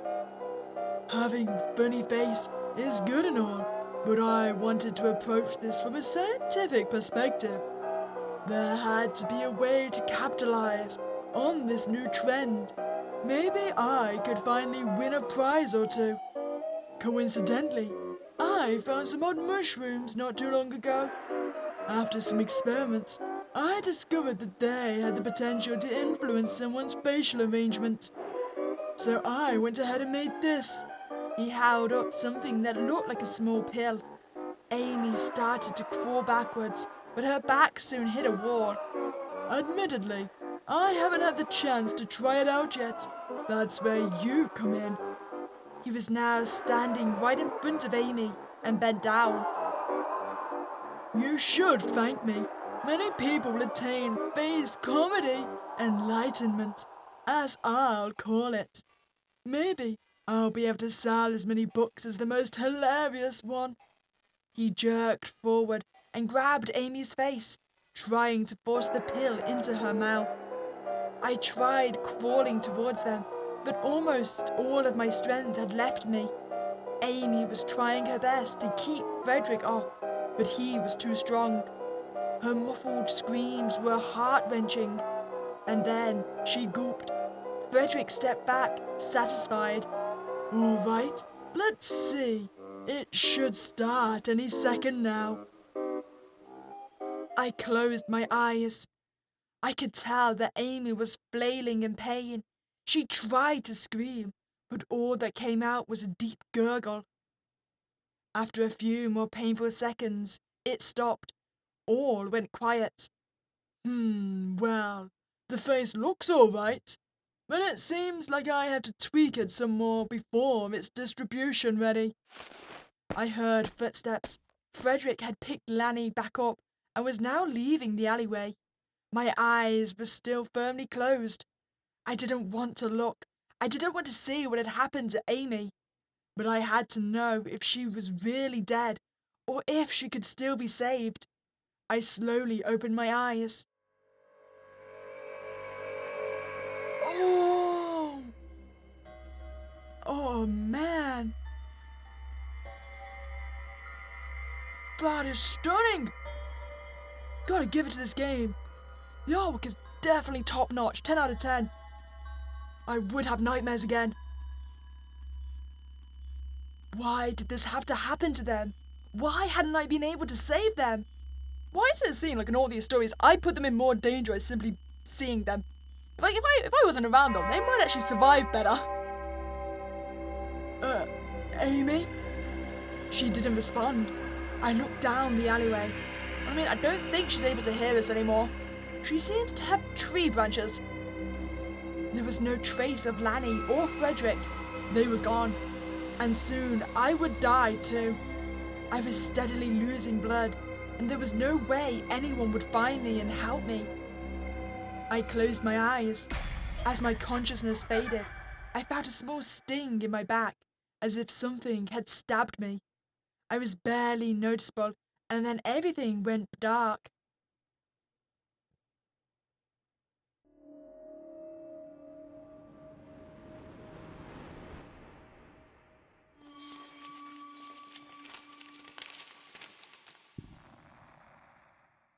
Oh, this is new. So I had to go back through the very original door to get back to the triple doors, because I wanted to go see what would happen if we stayed on the main road. We seem to get a different dialogue now. How many times does this make now? Never thought his presence would be such a huge difference. Seems like his use is nearing its end. No need to keep him around then. I wonder how long it'll take until I find another one. Letting it end like this would be quite boring though. And he did interact with her quite a lot. Maybe I should do one last experiment. Wait, with her? Do you think he's talking about the girl that was in the same situation as us? I'll send him off with a bang. He deserves it for helping me so much. All right, time to go make preparations.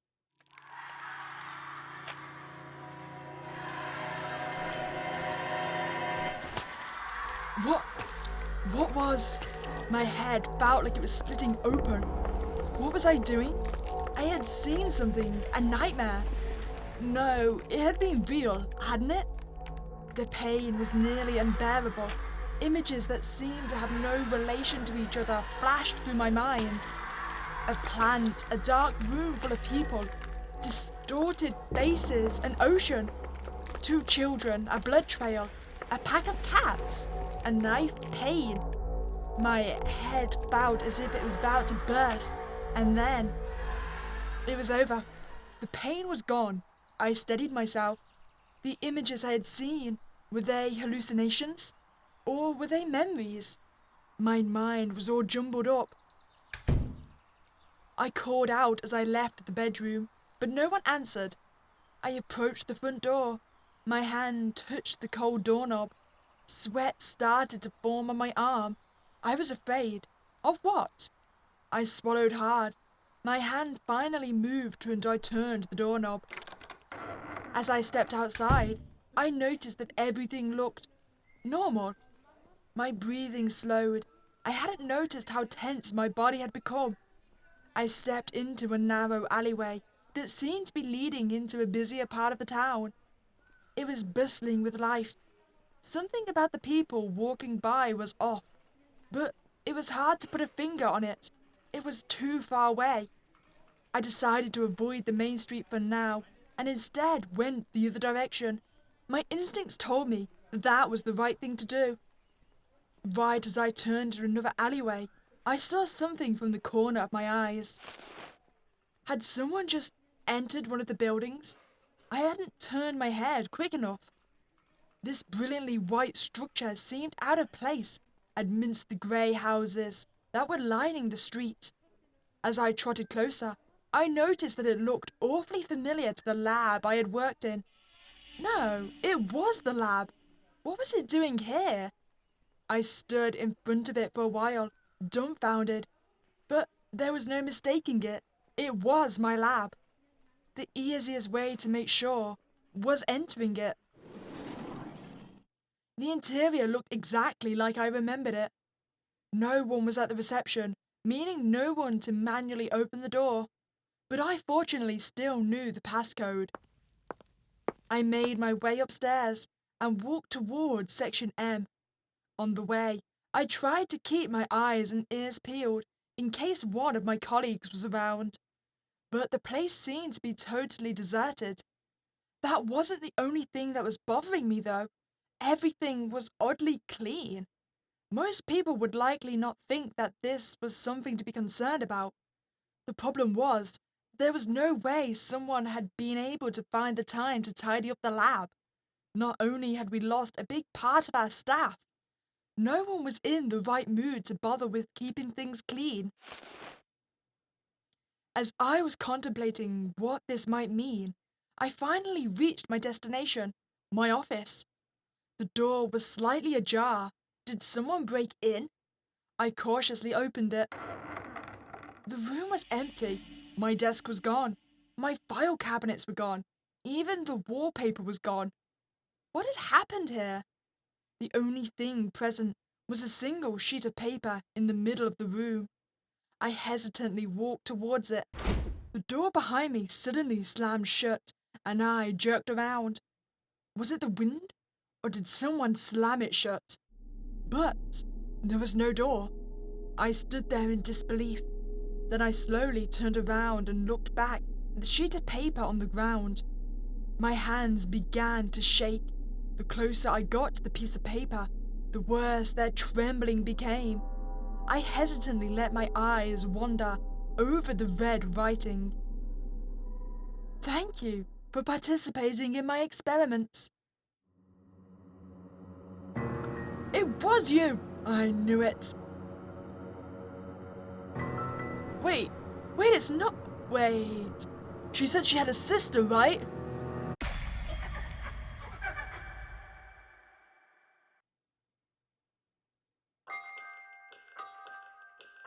Ah, interesting. I'm not gonna lie, I love that. Okay, we're back. I didn't forget about my desire to stay on the main street. I felt uneasy around these people, but I didn't want to negatively impact my chances at finding help. Quickly, I hurried off while trying to ignore everyone's gaze. But wherever I went, those people were everywhere. On top of that, the town seemed to have no end. I couldn't find a road that led out, no matter how long I searched. Just as I was wondering about what to do, I recognized someone standing near a building. There you are! You had me worried. Oh, I'm sorry. I had something to take care of. That sounded oddly vague, but I didn't want to be rude, so I dropped it. She did give me a sandwich after all. Did you have any luck finding your way back home? No, still nothing. And on top of that, there are all these weird people walking around. Actually, I know someone who may be able to help. You do? Yeah, they don't live far from here. How about I introduce you? Oh, yeah, sure. Wasn't she new in this town? Maybe she met them while we were separated. I bet it's going to be Sabrina, right? I considered questioning her, but this was the only lead I had found so far, and I didn't want to lose this chance. We arrived at an old, tall building. I watched May from the corner of my eye. Something seemed different about her, but I couldn't quite put my finger on it. Perhaps it was just my imagination. They live on the highest floor. This building is pretty old and not many people live here anymore, so it's a bit run down. I'd appreciate it if you went first. I didn't protest and led us up into the structure. The building was quite desolate, just as she had said. This place made me feel uneasy. I didn't want to stay here any longer than I had to. Not only was I afraid that everything would come down on our heads any minute, I could only imagine what could lurk in those abandoned halls. I didn't blame her for wanting me to go first. After climbing a set of stairs, May spoke up again. It should be the door at the end of this hall. I saw the door she was referring to. It was probably the only door in this entire building that wasn't damaged. The clean coat of paint was an eerie contrast in the ravaged environment. And the one living there can help me? No reply. I turned around and saw nothing. May was gone again. She could have at least said goodbye. I walked up to the door to knock, but it was already open. Maybe I had the wrong door after all, yet May had seemed certain. What should I do? Well, okay, I feel... How about we take a look around the building first? I shouldn't barge into a stranger's home like this. The door being open didn't mean that I could just enter. My eyes wandered around the hallway, scanning it for anything noticeable. I mean, kind of ironic, right? I mean, that's how this entire game started. We thought we were in an alley, found an open door and decided to enter. Maybe I could wait for them outside. I hadn't noticed that the air in here felt oddly heavy. I made my way back down the hallway when I heard some noise from the ground floor downstairs. Was it another tenant? Maybe they could help me. I wasn't very hopeful, considering how badly it's been going so far, but it was worth a shot. Slowly, I creeped down the steps. I could make out a rhythmic, squishy sound that was getting louder and louder, and an easy feeling starting to set in my stomach. As I reached the bottom of the stairs, I saw a red trail on the ground. Blood. It must be blood. It led into an apartment. Its door was wide open. My feet froze. The sound was getting louder, more frantic. I needed to get out of this building. Something horrible was happening in there. But to get to the exit, I had to pass that door, past the blood trail. I considered going back up, but then I would be stuck in a dead end.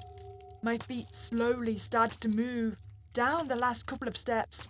Whoever or whatever was in that room couldn't notice me.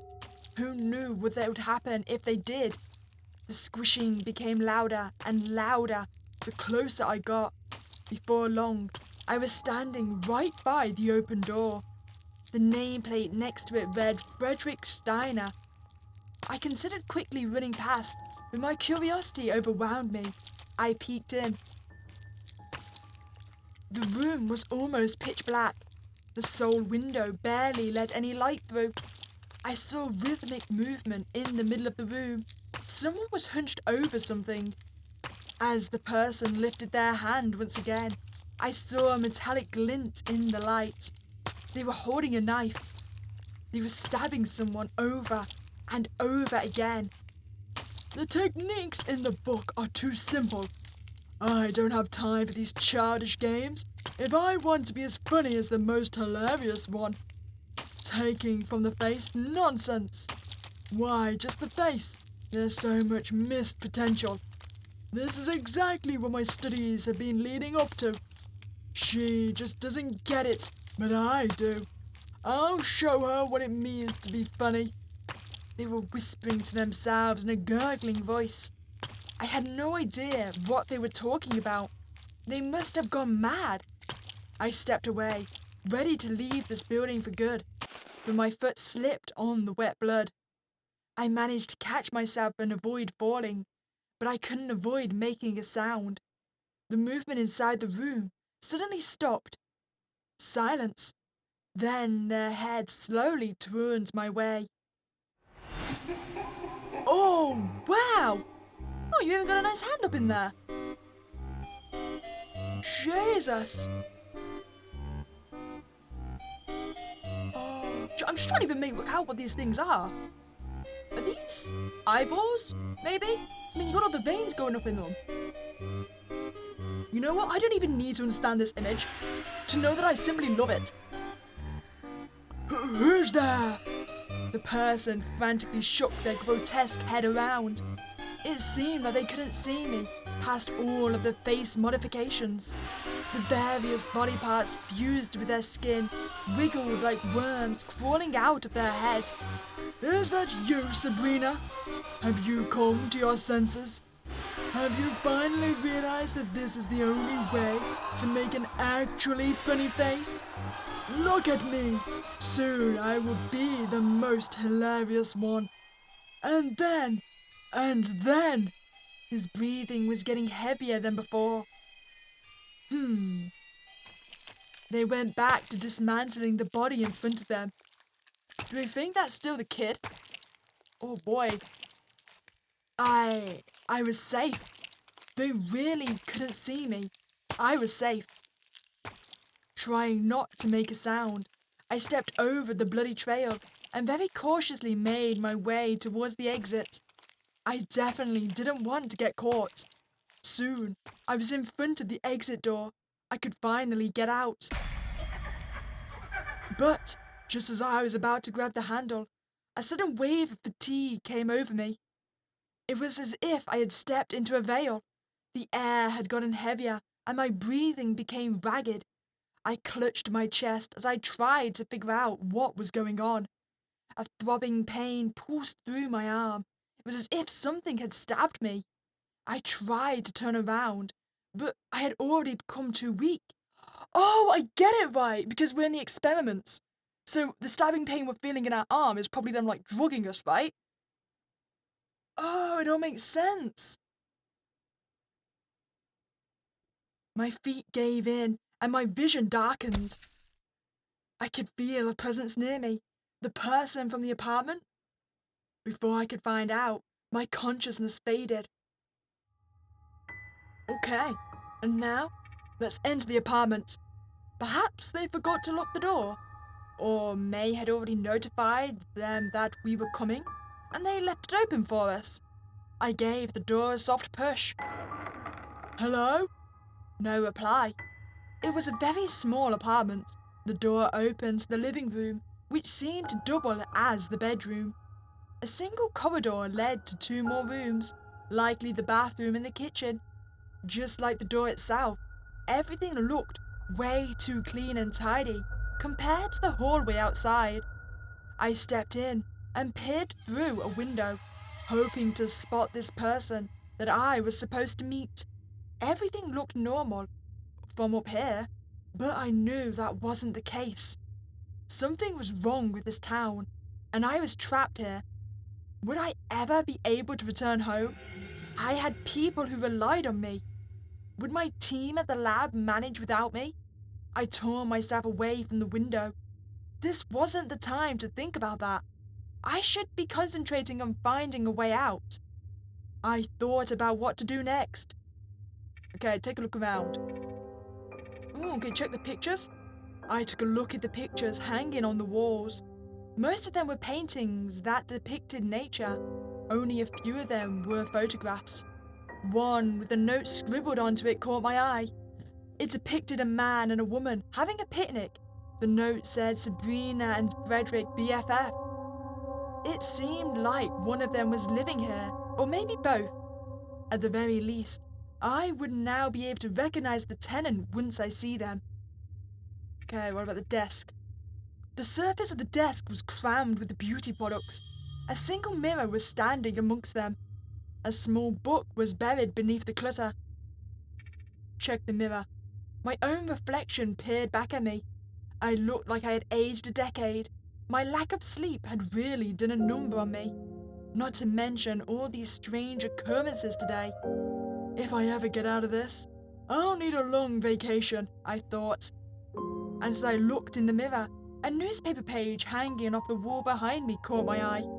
I approached it and skimmed it in case it had any hints on what was going on in this town. But I was unfortunately wrong. This issue of K Jamahide News the paper was called, was several years old. The subheading read, "A rising new artist was wowed the judges at K Jamahide art competition. We can't wait to see her next work. She has a bright future ahead of her," one of the judges said. This article didn't seem to be important to my current situation, and I couldn't see any more newspaper snippets around. Disappointed, I averted my gaze and took another look around the room. Okay, I want to see what the book was. I'm guessing it was the how to make a funny face, right? Check the book. I moved the small bottles aside and picked up the book underneath. The cover depicted a mask with a distorted facial expression. The title read, "The Art of Humor." I flipped through it. It was apparently a guide by the most hilarious one that explained how to make funny faces, but the pictures in the book were more disturbing than humorous. One description of a technique caught my eye. Finally, we arrive at addition. Like removal, this is a very risky technique, reserved only for the cream of the crop. It may sound simple though. All of you have to do is add and never stop. Search for features that are disgrace to the facial humor, then take them for yourself and pair them off. The person might even thank you for all your help with removal. I glanced at the pictures beside the text and shook my head in disgust. I started skimming through it quickly, and sure enough, it was full of similar depictions. On the very last page, I came to a sudden stop. There was a key taped to it. Did the key come with the book? Or did the owner of the book hide it in here? Oh well, it didn't matter to me anyway, since I didn't know what door the key was for. Suddenly, I heard a sound outside the apartment. There was no time to place the book back under the bottles. I stuffed it into my pocket. I hastily slipped inside a closet and carefully pulled it shut. I wasn't sure why I was hiding, but I had an awful feeling in my guts. Finding a stranger standing in your apartment probably wouldn't be something someone would take in stride. Then again, finding one in your closet would be even worse. I watched through slits in the door as they entered the apartment. They stopped in the entryway and took a look around the room. Was this the tenant? Shadows were obscuring part of their body. I strained my eyes, trying to see what they looked like. But what I saw made me cover my mouth and suppress a gasp.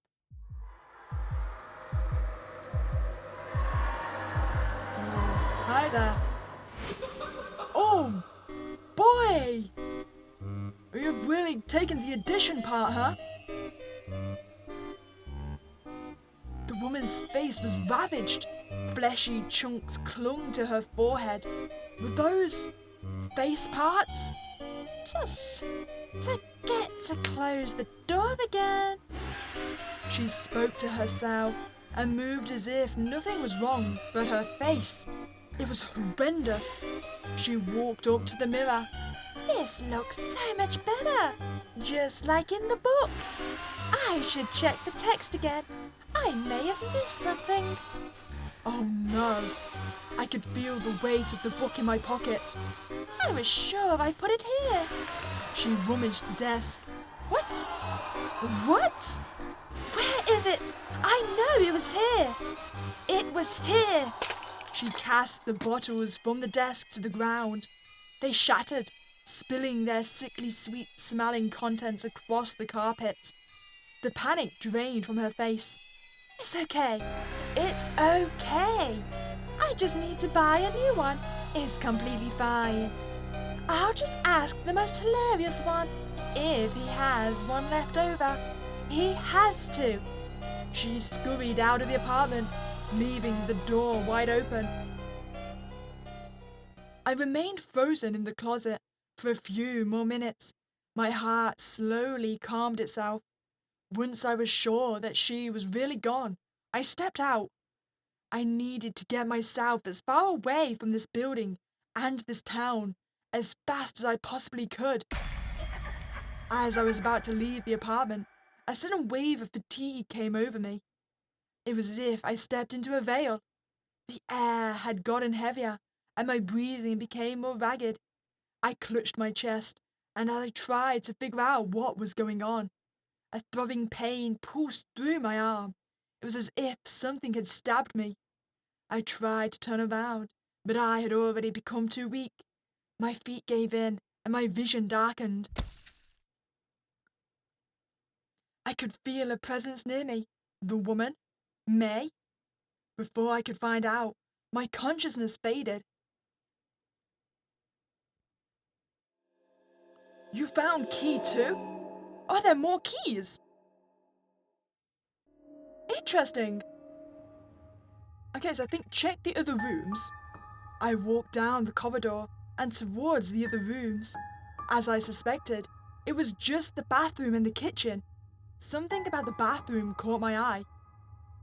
It was filled with countless beauty products. Scarily many beauty products. The shelves were overflowing. I could barely see the counter, even the floor was littered with them.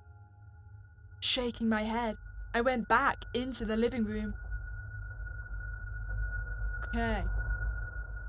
So I'm thinking we've done everything from here. But I'm gonna go see if I can find any of the keys, because I said there was key 2, right? So I'm thinking there's gonna be maybe a key in each story. And then we need to figure out what the keys are for. So I'll go do that now. Okay, so we're back in pets. And I was just thinking maybe if I take the journal book, then that might have a key attached to it, like in story number 2. Normally, I wouldn't steal, but this couldn't be further from a normal situation. I had no idea when he'd come back and how much time I had to read it. As I picked up the book, something fell out. I was startled by the sound and froze. Slowly, I picked it up and curiously took a look at it. It was a small key, possibly for a mailbox or a drawer. While wondering about where the key could fit, I heard approaching footsteps. My heartbeat accelerated. In a panic, I hastily put the key and the notebook into my pockets, while quickly exiting the room. Yes! Okay, so we found the key. Okay, so we've got keys 1 and 2. I, for the life of me, cannot find it within the 3rd room. I don't see where it could be, because I think I've tried every combination of actions. So we're just going to focus on these 2 keys. Maybe as an extras. I mean, I'm not entirely sure where else we could use them.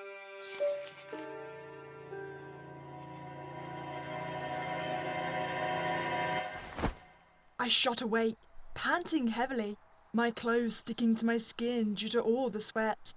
My eyes darted around the room, but everything was quiet. I seemed to be safe. A nightmare. Seems like I had just had a nightmare. I couldn't remember it anymore, but it must have been horrifying. Chills were still running down my spine. It was just a dream, just a nightmare, nothing more. After calming down, I decided to take another look around the house. The fact that no one was here, even though the lights were on, was still nagging at the back of my mind. But I was more confident that I'd be able to find help now that it was daytime. I left the bedroom to retry the doors, just in case. But when I passed the front door, I noticed a sheet of paper that was taped to it. The handwriting was very crude, but I was able to make out what it said. No escape. Had someone been in here while I was asleep? And what do they mean with no escape? I tugged on the door. It didn't budge. I tugged again and again and again, each time with increasing force. It didn't move an inch. Was I actually trapped in here? I quickly moved to the nearest window and tried to open it. But I couldn't. Just like the door, this window too didn't budge. It was as if it was painted on the wall. The same was true for the other windows. In my desperation, I picked up a jam and threw it at the glass. But nothing happens. It didn't even cause a visible scratch. This was madness. Had someone locked me in on purpose? How could I escape?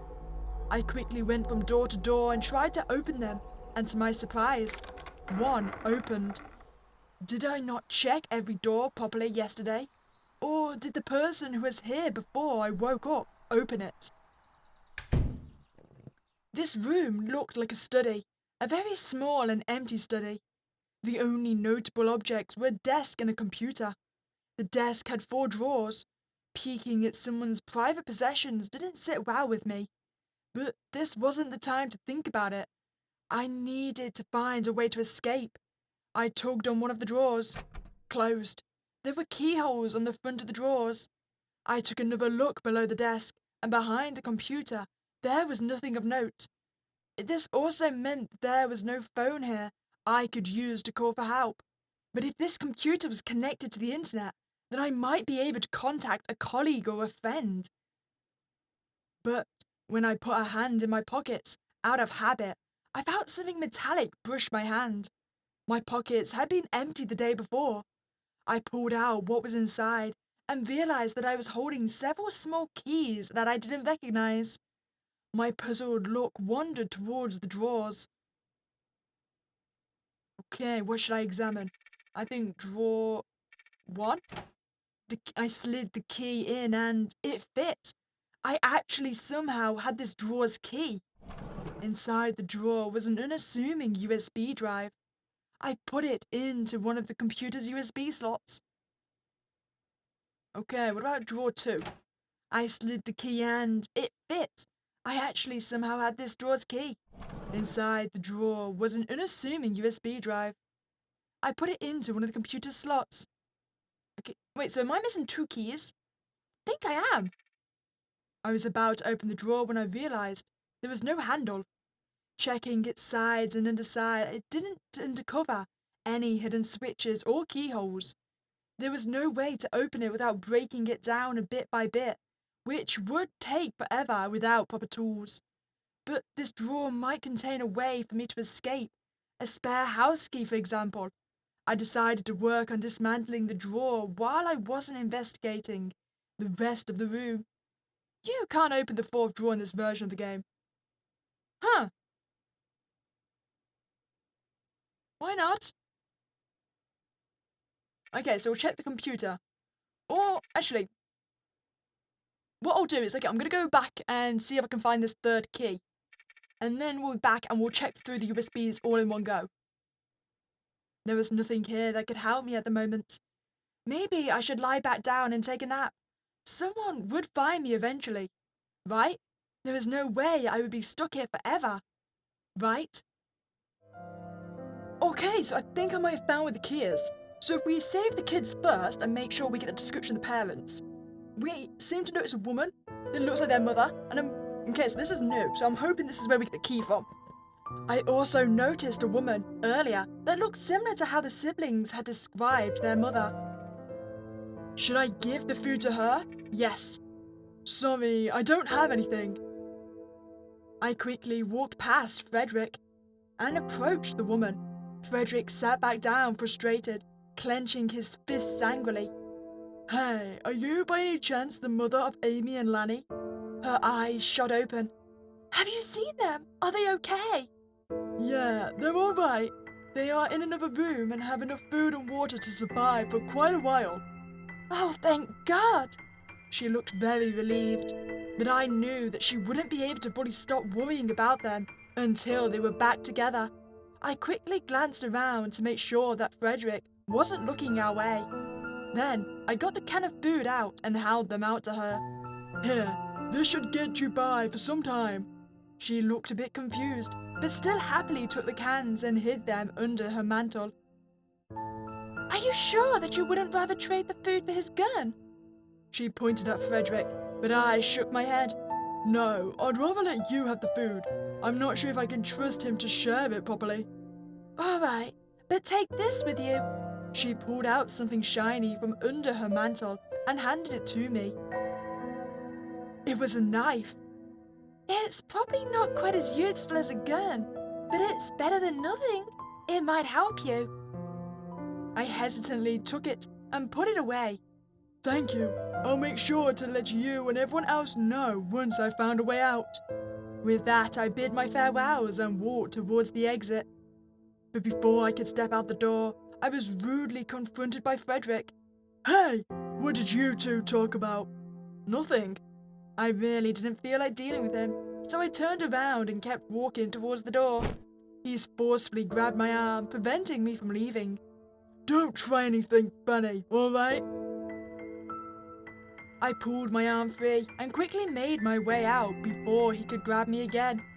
I really didn't want to have to deal with him again. The door fell shut behind me, and I let my eyes wander over the other doors. Okay, so we've got a knife now. But again, the only thing I can think to use on is the dog. Okay, so attack the creature using the knife? Yes. I slowly approached the creature. The knife felt heavy in my hand. I strengthened my resolve, and then lunged towards the dog. I closed my eyes at the last moment. I felt a sharp sting in my hand and jumped back. The dog had managed to lightly injure me, and now that it had tasted blood, it seemed to tug on the chain even more than furiously. Since I had pulled back my hand quickly enough, I only sustained a small scratch. The dog, on the other hand, seemed to have dodged my strike effortlessly. For fear of losing one of my fingers, I discarded the knife idea for now. I couldn't think of a way to get around the dog without getting mauled. So as I decided, that didn't work. Can I try again? Okay, so I think I had to wait until the dog was in its weakened form before trying to attack it with its knife. Last time I tried to attack it with a knife, I had been unsuccessful, but now it was weak and almost unable to move. The knife might actually be a valid option this time. The monster looked up as I got closer, glaring at the knife in my hands with hate-filled eyes. I was afraid, but I knew that I had to do this to get past it. As I got closer, it started to writhe. It was almost as if it was trying to escape me. Once I stood right next to it, it once again tried to snap at me. I debated whether I should try to get past it without killing it, but the risk was too big. If I was be bitten here, the wound could easily get infected. The dog could also carry a disease like rabies. I cautiously approached it and readied my weapon. At the last moment, I instinctively closed my eyes. As I felt the knife touch its body, I quickly jumped back. The knife almost tumbled out of my grip. When I opened my eyes, I could see that my aim had been off. I only managed to scratch its back. I still felt terrible. It became even more furious as it intensified its attempts to bite me. This time, I had to deliver a final strike. I wanted to get this over with as quickly as possible, and I didn't want it to suffer anymore. I took aim at its neck. The red collar it was wearing stared back at me. I readied myself and, again, I had instinctively closed my eyes at the last moment. When I opened my eyes, I saw the creature stare back at me. It had stopped barking. I looked at where I had aimed with my knife. There was no blood. I had missed. Or to be exact, I had hit the wrong target. Instead of the dog, I had cut its collar. It was free. I quickly brought my hands up to my face. The dog lunged at me. My feet tangled and I fell backwards. Air was forced out of my lungs as my back hit the ground and the dog stepped on my stomach. If I hadn't been such a coward and hadn't closed my eyes, I wouldn't be getting mauled by a dog. I readied myself for the oncoming attack, but nothing happened. I slowly opened my eyes. The dog had already stepped off my body and was running towards the door to the hallway. Why hadn't it attacked me? Did it think that I freed it on purpose? Either way, I was happy that it was still unharmed. As I looked at the ground where the dog had previously been, I noticed something it had left behind. It was the dog's collar. Something had been attached to the inner side. A key! Yes! Okay, we finally found key number 3. I had no idea what this key was for, but I decided to take it with me. Okay, we're back and we could get drawer number 3 open. I slid the key and it fit. I actually somehow had this drawer's key. I mean, I better do. I worked hard to find that one. Okay, so we've got another USB in the slot. So can I... I can't open number 4. I wonder why I can't open drawer 4. You can't open the 4th drawer in this version of the game. Thank you. Oh, so is it going to be like updated later, maybe? Hmm. Okay, so let's see what we found. I switched the computer on and was greeted to a simplistic interface. Welcome, Maria!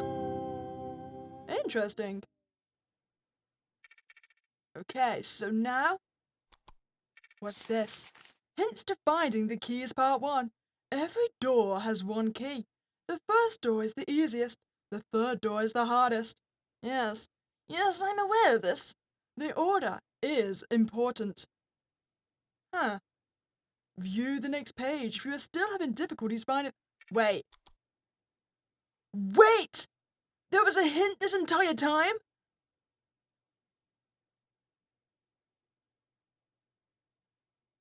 Bruh! Okay. So now we've got these. Log 1. Our department was tasked with finding a cure for the recent outbreak, and I was appointed co-team lead to help with our insane workload. Since my partner will cover the logistical side of things, I can focus on research, experimentation, and choosing what to share with other departments. First, I'd like to summarize the subject. A new type of disease was discovered at excavation site 1208ZOZ2. It was simply named 1208ZOZ2 disease, or ZOZ for short. Cause unknown. Team D is currently stationed on site for security and sample collection. The rest of us work in labs. ZOZ has no symptoms at first, but eventually causes lightheadedness, which is strange since it keeps blood flowing to the head. Suddenly, victims fall into a coma. Their bodies decay, their neck region hardens, presumably to prevent blood loss, and their brain mostly stays intact. Due to the disease's mysterious nature and transmissibility, we are forbidden to leave the quarantine zone. Those of us working on the cure here are especially at risk. The chance of contamination is high. Thanks to the Team D, we now know that spore-like microorganisms are the most likely cause of ZOZ. This confirms our prior theory about aerial transmission. Wait, so this is my log, because remember I mentioned something about working with spores. Furthermore, we discovered that the heads from the excavation site are emitting more of them. I don't know how many of us are infected, but recent victims of ZOZ should start exhibiting its few symptoms any day now. Further testing is needed to learn how these microorganisms affect our bodies in such gruesome ways. If we can do that, we can find ways to fight back against ZOZ. This entire situation is giving me a headache. With all the information gathered by Team D, we were able to draft a rough plan for the cure's development. I'm hopeful that we can make it quickly, before ZOZ spreads beyond the local populace. Each team has set up sleeping quarters in and around the labs, so that everyone can spend as much time as possible working on this. Some of us have gotten as little as 1 hour of sleep these past few nights. Hopefully our sacrifices will be worth it.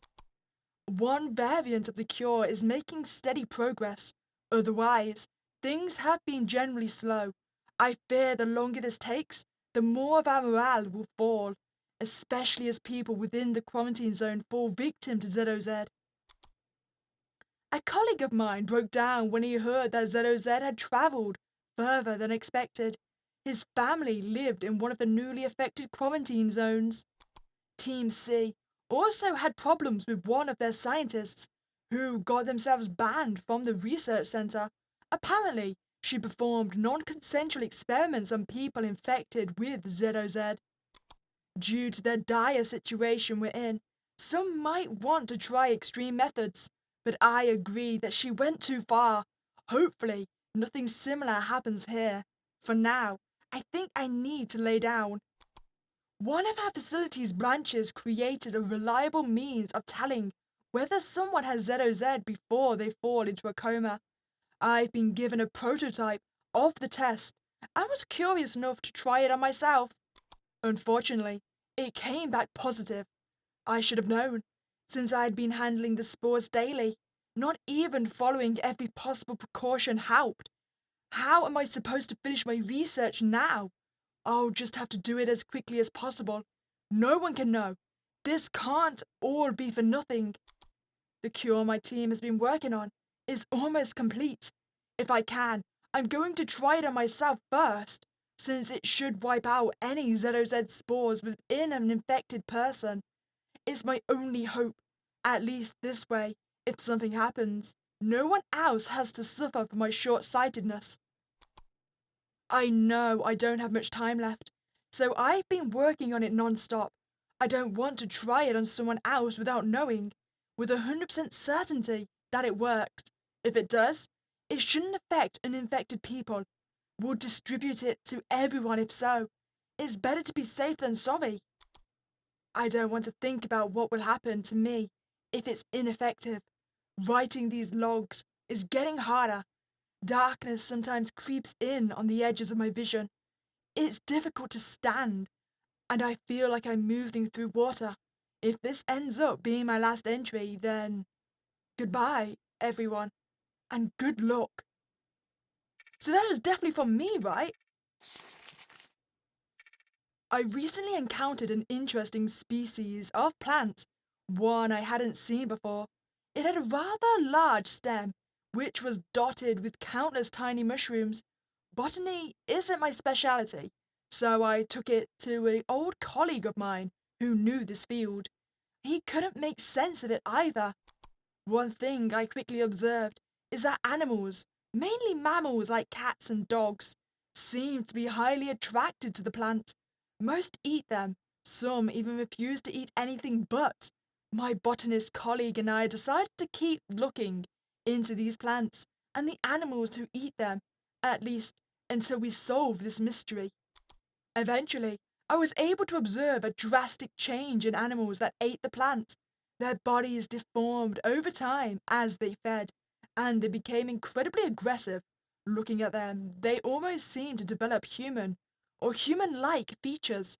I feared I might be attacked at some point, so I locked all of my test subjects in cages. They only ate that damn plants. I had to keep feeding them an all-plant diet, and it still disturbs me. They all started to look even more human. They also became far, far more dangerous. An ex-dog sniffed at a cloth my botanist colleague left behind and became highly agitated. It broke out of its cage and raced outside to who knows where. I chased after it, of course, but it was already long gone. Needless to say, I reinforced the cages the other animals are being held in. Today is the day after that incident. I just received word that my colleague was found dead in his home, with a big blood puddle underneath him. A DNA test revealed that it wasn't his. The person who found him swore that a weird monster was lying right where the puddle was, but slowly dissolved. Obviously, no one believed her. My working hypothesis at this time is simple. These monsters can be used to seek out and kill someone, but they die immediately afterward. While I mourn the loss of my colleague and friend, I need to continue our research. I have a feeling that other people have found out about what the plants can be used for. They must be developing their own pets in secret. I won't go so smoothly. I'll have to keep growing my own and hope that I'm faster, better than they are. I should be okay, as long as I avoid leaving anything of mine at someone's home. They can only do something if they have my scent after all. It's just too bad those things die after only one use. Interesting. Oh, so yeah, this is the CGIs for the attacks and deformations. Interesting. Okay, so that was key number one, I'm guessing. The news talked about a new epidemic that's broken out, but refused to give any info other than the disease sends you into a coma-like state. They just told us to stay in our homes. There's talk of a contamination zone or a quarantine too. One of the neighbors said they'll stop people from leaving the area, even by force if necessary. My sister, who was assigned to a team researching the sickness, also told me that she'll be away from home until the situation is resolved. I feel so alone and hopeless. Okay, so this is the girl we keep seeing that was also affected, right? And could come and go from the rooms. This has been going on for way longer than I expected. My sister still hasn't come home since she left.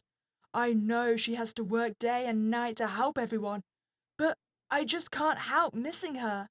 We've been through so much since we left home. I heard that some of my neighbors have the disease too. I really hope they find a cure. Also, I've started having weird dreams lately. I also find myself in a town that I haven't seen before. My neighbors are all there, but are perfectly healthy. That's pretty normal on its own, but it's the exact same town every time. It's like I really am walking the streets and seeing the sights there. Things are always lucid. To an extent, time just progresses in strange ways, like hours pass by in a matter of minutes, and I don't even notice. I must be having these dreams because of all the stress. My sister suddenly came home. I was really happy at first, but she seemed different. When I asked what was bothering her, she said she got fired and wouldn't tell me why. I just let it go. I told her about my weird dreams too, but she barely listened. Maybe I can do something to cheer her up. My sister left yesterday night, but didn't tell me where she was going. She came back with this weird device, which she said it's for telling whether someone has ZOZ. ZOZ is apparently the name they gave the sickness. I let her use it on me. Apparently, I got infected somehow, but I figured that was probably the case. Most of our neighbors are in comas, and I saw some of the ones who aren't just yesterday. I guess it couldn't be helped. She asked if I'd let her inspect me. I was hesitant, but she talked me into it. My sister told me something weird today. Apparently, I should already be in a coma, but I don't feel any different than usual. This led her to think that maybe somehow my body can fight the disease. She told me to stay put and not tell anyone until she was absolutely sure. When I asked why I couldn't go to the research facility and let them have a look, she got really defensive and she said they might hurt me. I'll let her test her theories for 2 more days. After that, I'll see if someone else can find anything. I don't know what happened to my sister. We've always been close. She's my best friend. But she's just not the same person anymore. I tried to leave today because her 2 days are up, but she protested. Things got physical and she overpowered me. She locked me in my room and screamed about how it's for your own good and they'll kill you. I wish I was strong enough to break free. When she calmed down, she told me that something in our body is preventing the sickness from developing. She even said she infected herself to test that theory. That made me cry. First because I thought she was insane, then because I'm glad she was okay. I had another weird dream today. I was in that town again, but I met my sister there. We talked and she said she'd been having the same dream ever since she infected herself. As soon as we were up, she stormed into my room and started asking questions. She said it might be because of ZOZ, but that doesn't make any sense. I just want this to be end soon, so things can go back to normal. Since yesterday, I've been hearing weird noises outside my room every now and then. My sister keeps saying that everything's fine, and that I'm just imagining things, but I'm scared. Sometimes it's just random shuffling, but sometimes it sounds like muffled screams. What are you doing out there, Mary? There are generally 3 methods to reach the pinnacle of face comedy: distortion, removal, and addition. We'll start with the easiest one, distortion. Distortion is a simple, but not well-refined technique, so I wouldn't recommend trying it for too long. Still, good fundamentals provide a basis for improvement, meaning you, my dear reader, should keep paying attention. The easiest way to distort one's facial features is with the fingers. For example, you could pull your eyelids up or tug your corners over your mouth, giving you a strange appearance. Any amateur can do that, though. Using tools is far more complex, not to mention more permanent. Everyone will love it, especially if you shift the tool's placements around. Personally, I'd recommend using staples or tape to make distortions more long-term. Other interesting tools are strings and pins.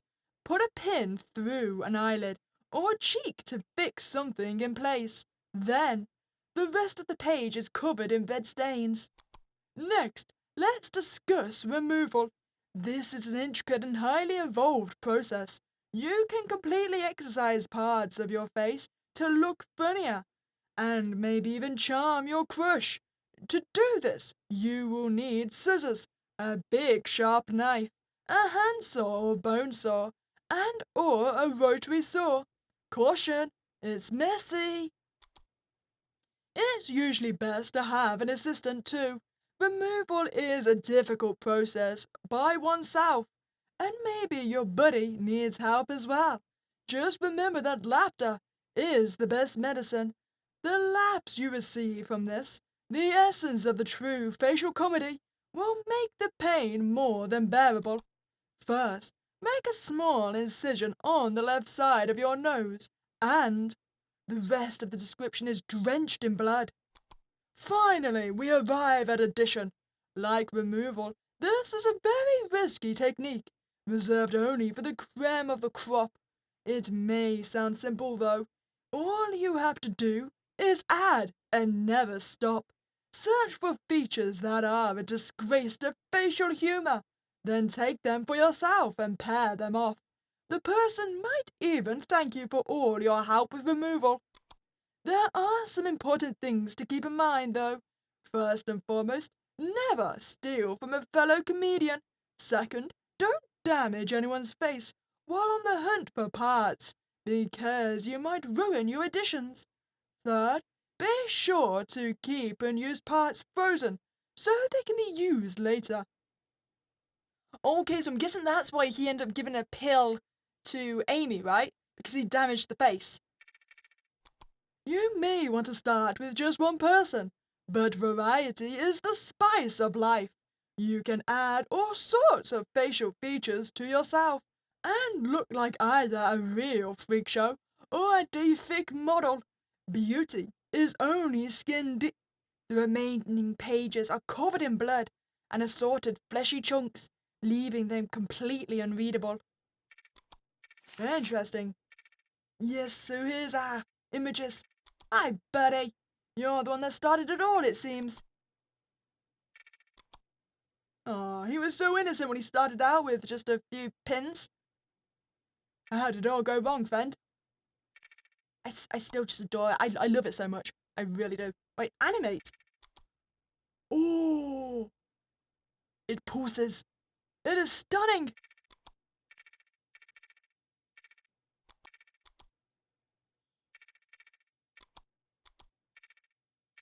Okay, our last folder.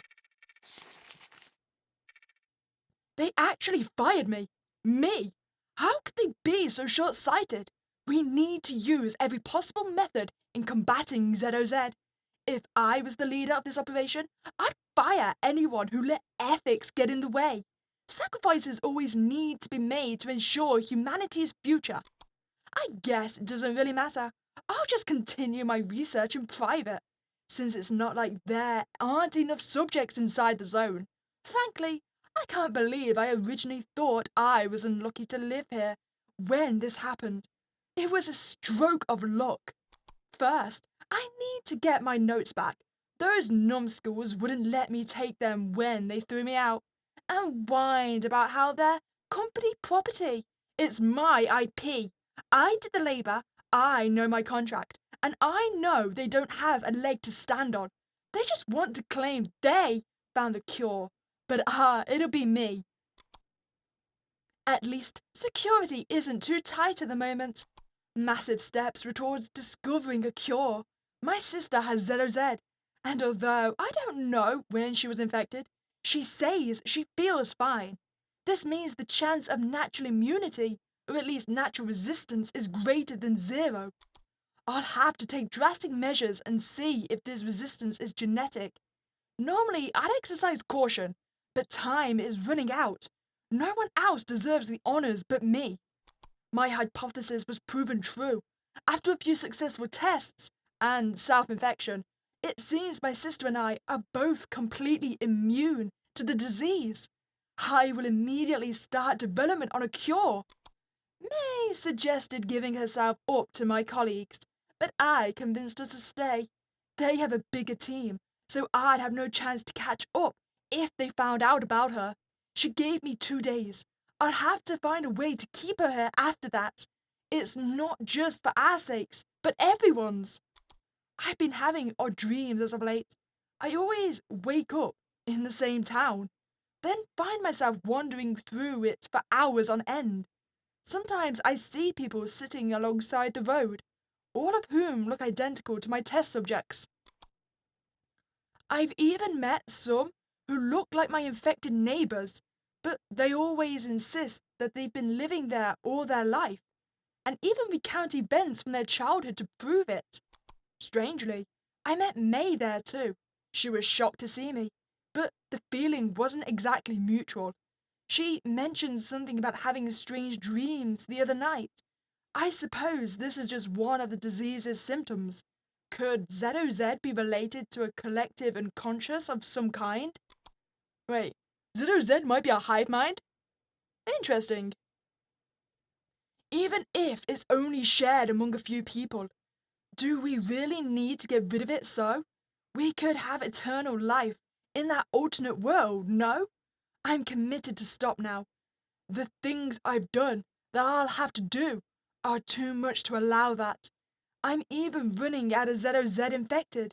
Maybe I need some uninfected subjects. Last night, I broke into the lab again to see how their research was going and to collaborate with them. There's only so much I can do at home. Most people were asleep, but some weren't. When I thought I'd been found out, they just walked past me with a blank expressions on their face. Things must not be progressing too smoothly for them. Or maybe the numbskulls in charge have forced a crunch. Whatever it is, it can't be good for them. I'm glad to see it. It means I'm ahead of them, and that I can help them by perfecting my cure. As I was about to leave, with my borrowed data, I found a scientist just outside the facility. He was unconscious, so I brought him home. I soon found out that he was already infected, so at least I didn't have to do that part myself. I just finished designing a new formula for my cure. This lucky guy can be the first to try it. As I was exploring the other side, I realized that I could, very slightly, change the environment and even the people around me. Does my resistance have something to do with it? Is it some kind of blessing or a great curse? I also noticed something truly peculiar about my last test subject. He met my sister in the dream, but didn't have any fake memories. Unlike everyone else, he seemed to be lost and was trying to find his way back home. Maybe it's because of the new formula I injected him with. It might not have been enough to cure him, but he seems to have the same awareness about that place May and I do, minus the power to actually wake up.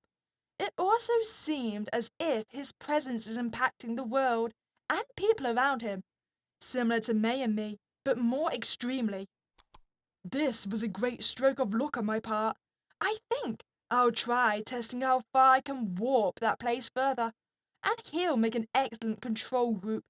Say, I wonder what happens to people in the real world when their ZOZ dream self dies. Buried village uncovered by archaeological expedition. Last month, a team led by renowned archaeologist Herschel Sawyer set out to examine the recent landslide path and origin. They discovered artifacts this past Monday, and today learned that these belong to an underground village near Pengembara. How or why it was buried remains unclear, but it's certain that this discovery will shed considerable light on our local history. Dr. Sawyer asked our paper not to disclose the dig site's current location, so that he and his team can work without distractions. When questioned about why no one came forward regarding the artifacts, one archaeologist said, "We just didn't know what we were dealing with. It'd be premature. Here's hoping more interesting things get unearthed in the coming days." Archaeology findings perplex expert. In a follow-up to yesterday's front-page story, Herschel Sawyer's archaeology team has discovered several human heads in the ground. The strange part, explained Dr. Sawyer, is that these buried heads' level of deterioration implies they're much younger than the village. When asked if they might be recent, he said the possibility was a strong one. The team has sent some of their findings to laboratories and the police for analysis. At the very least, this might explain what happened to these people, or how they ended up in such an abandoned underground place, Dr. Sawyer commented. Further findings at mysterious excavation site. The newly christened Buried Hamlet archaeology team made major progress today. This afternoon, Herschel Sawyer identified the village as more of a hamlet. Its people relied on farming to survive. There are no bigger historical villages near it or Pengembra, so the residents were secluded. However, there may be more buried nearby, Dr. Sawyer explained. Before investigating the surrounding areas, the team will focus on fully uncovering the hamlet and its secrets. Unfortunately, sudden lightheadedness in certain members has slowed their progress. Wait, is this going to be like the origins of the ZOZ? So it was dug up? When asked to provide more information on the heads his team uncovered on Saturday, Dr. Sawyer informed our paper that he is still awaiting results from the police and laboratories. Scientists baffled by living and disembodied heads. Hold up, living? The buried hamlet archaeology team, led by Dr. Herschel Sawyer, can connect themselves to another strange occurrence. Disembodied buried heads they uncovered on Saturday were found to be more recent than expected. A coroner's report noted the blood circulation never stopped for a moment, even though specific parts of the brain had died. What we have here, essentially, people in a perpetual coma, according to her. This borders on witchcraft, a scientist remarked. We still have no idea how it happened. Our assumption is that the heads have been preserved by an unknown parasite or some other organism. Wait, no. Okay, so it might be the origin, but it is actually the disease, right? Because it said it formed a blockage in the neck so that the head would still have things. So everyone that's currently... Well, these heads, they're all in that dream state now, right? The police, meanwhile, said that the heads don't match any missing persons reports from the last 3 years. Scribbled note. We can't publish this. The coroner is claiming that this news might tarnish their reputation, and it might hurt ours because of how absurd it sounds. If this is all you have today, then remove their comment or claim it was anonymous. Interesting. So as soon as you get diseased, there's no killing you? I wonder if maybe you've just stabbed through the brain, but it sounds like beheading doesn't end it. And that's the crazy scientist sister, right? Well, that was my death. Well, I hope you enjoyed that playthrough, Mycorrhiza, and everyone enjoyed seeing the beautiful monsters that were created. It definitely puts me in the mood to go read some Junjiito. As always, you want to check out the game, which I highly recommend. Have you seen how stunning it is? I'll leave the link in the description below. If you enjoyed your time here, then please do like this video and subscribe to this channel so you can stay up to date on all our newest releases. But other than that, I have a spooky day and I'll catch you next time, guys.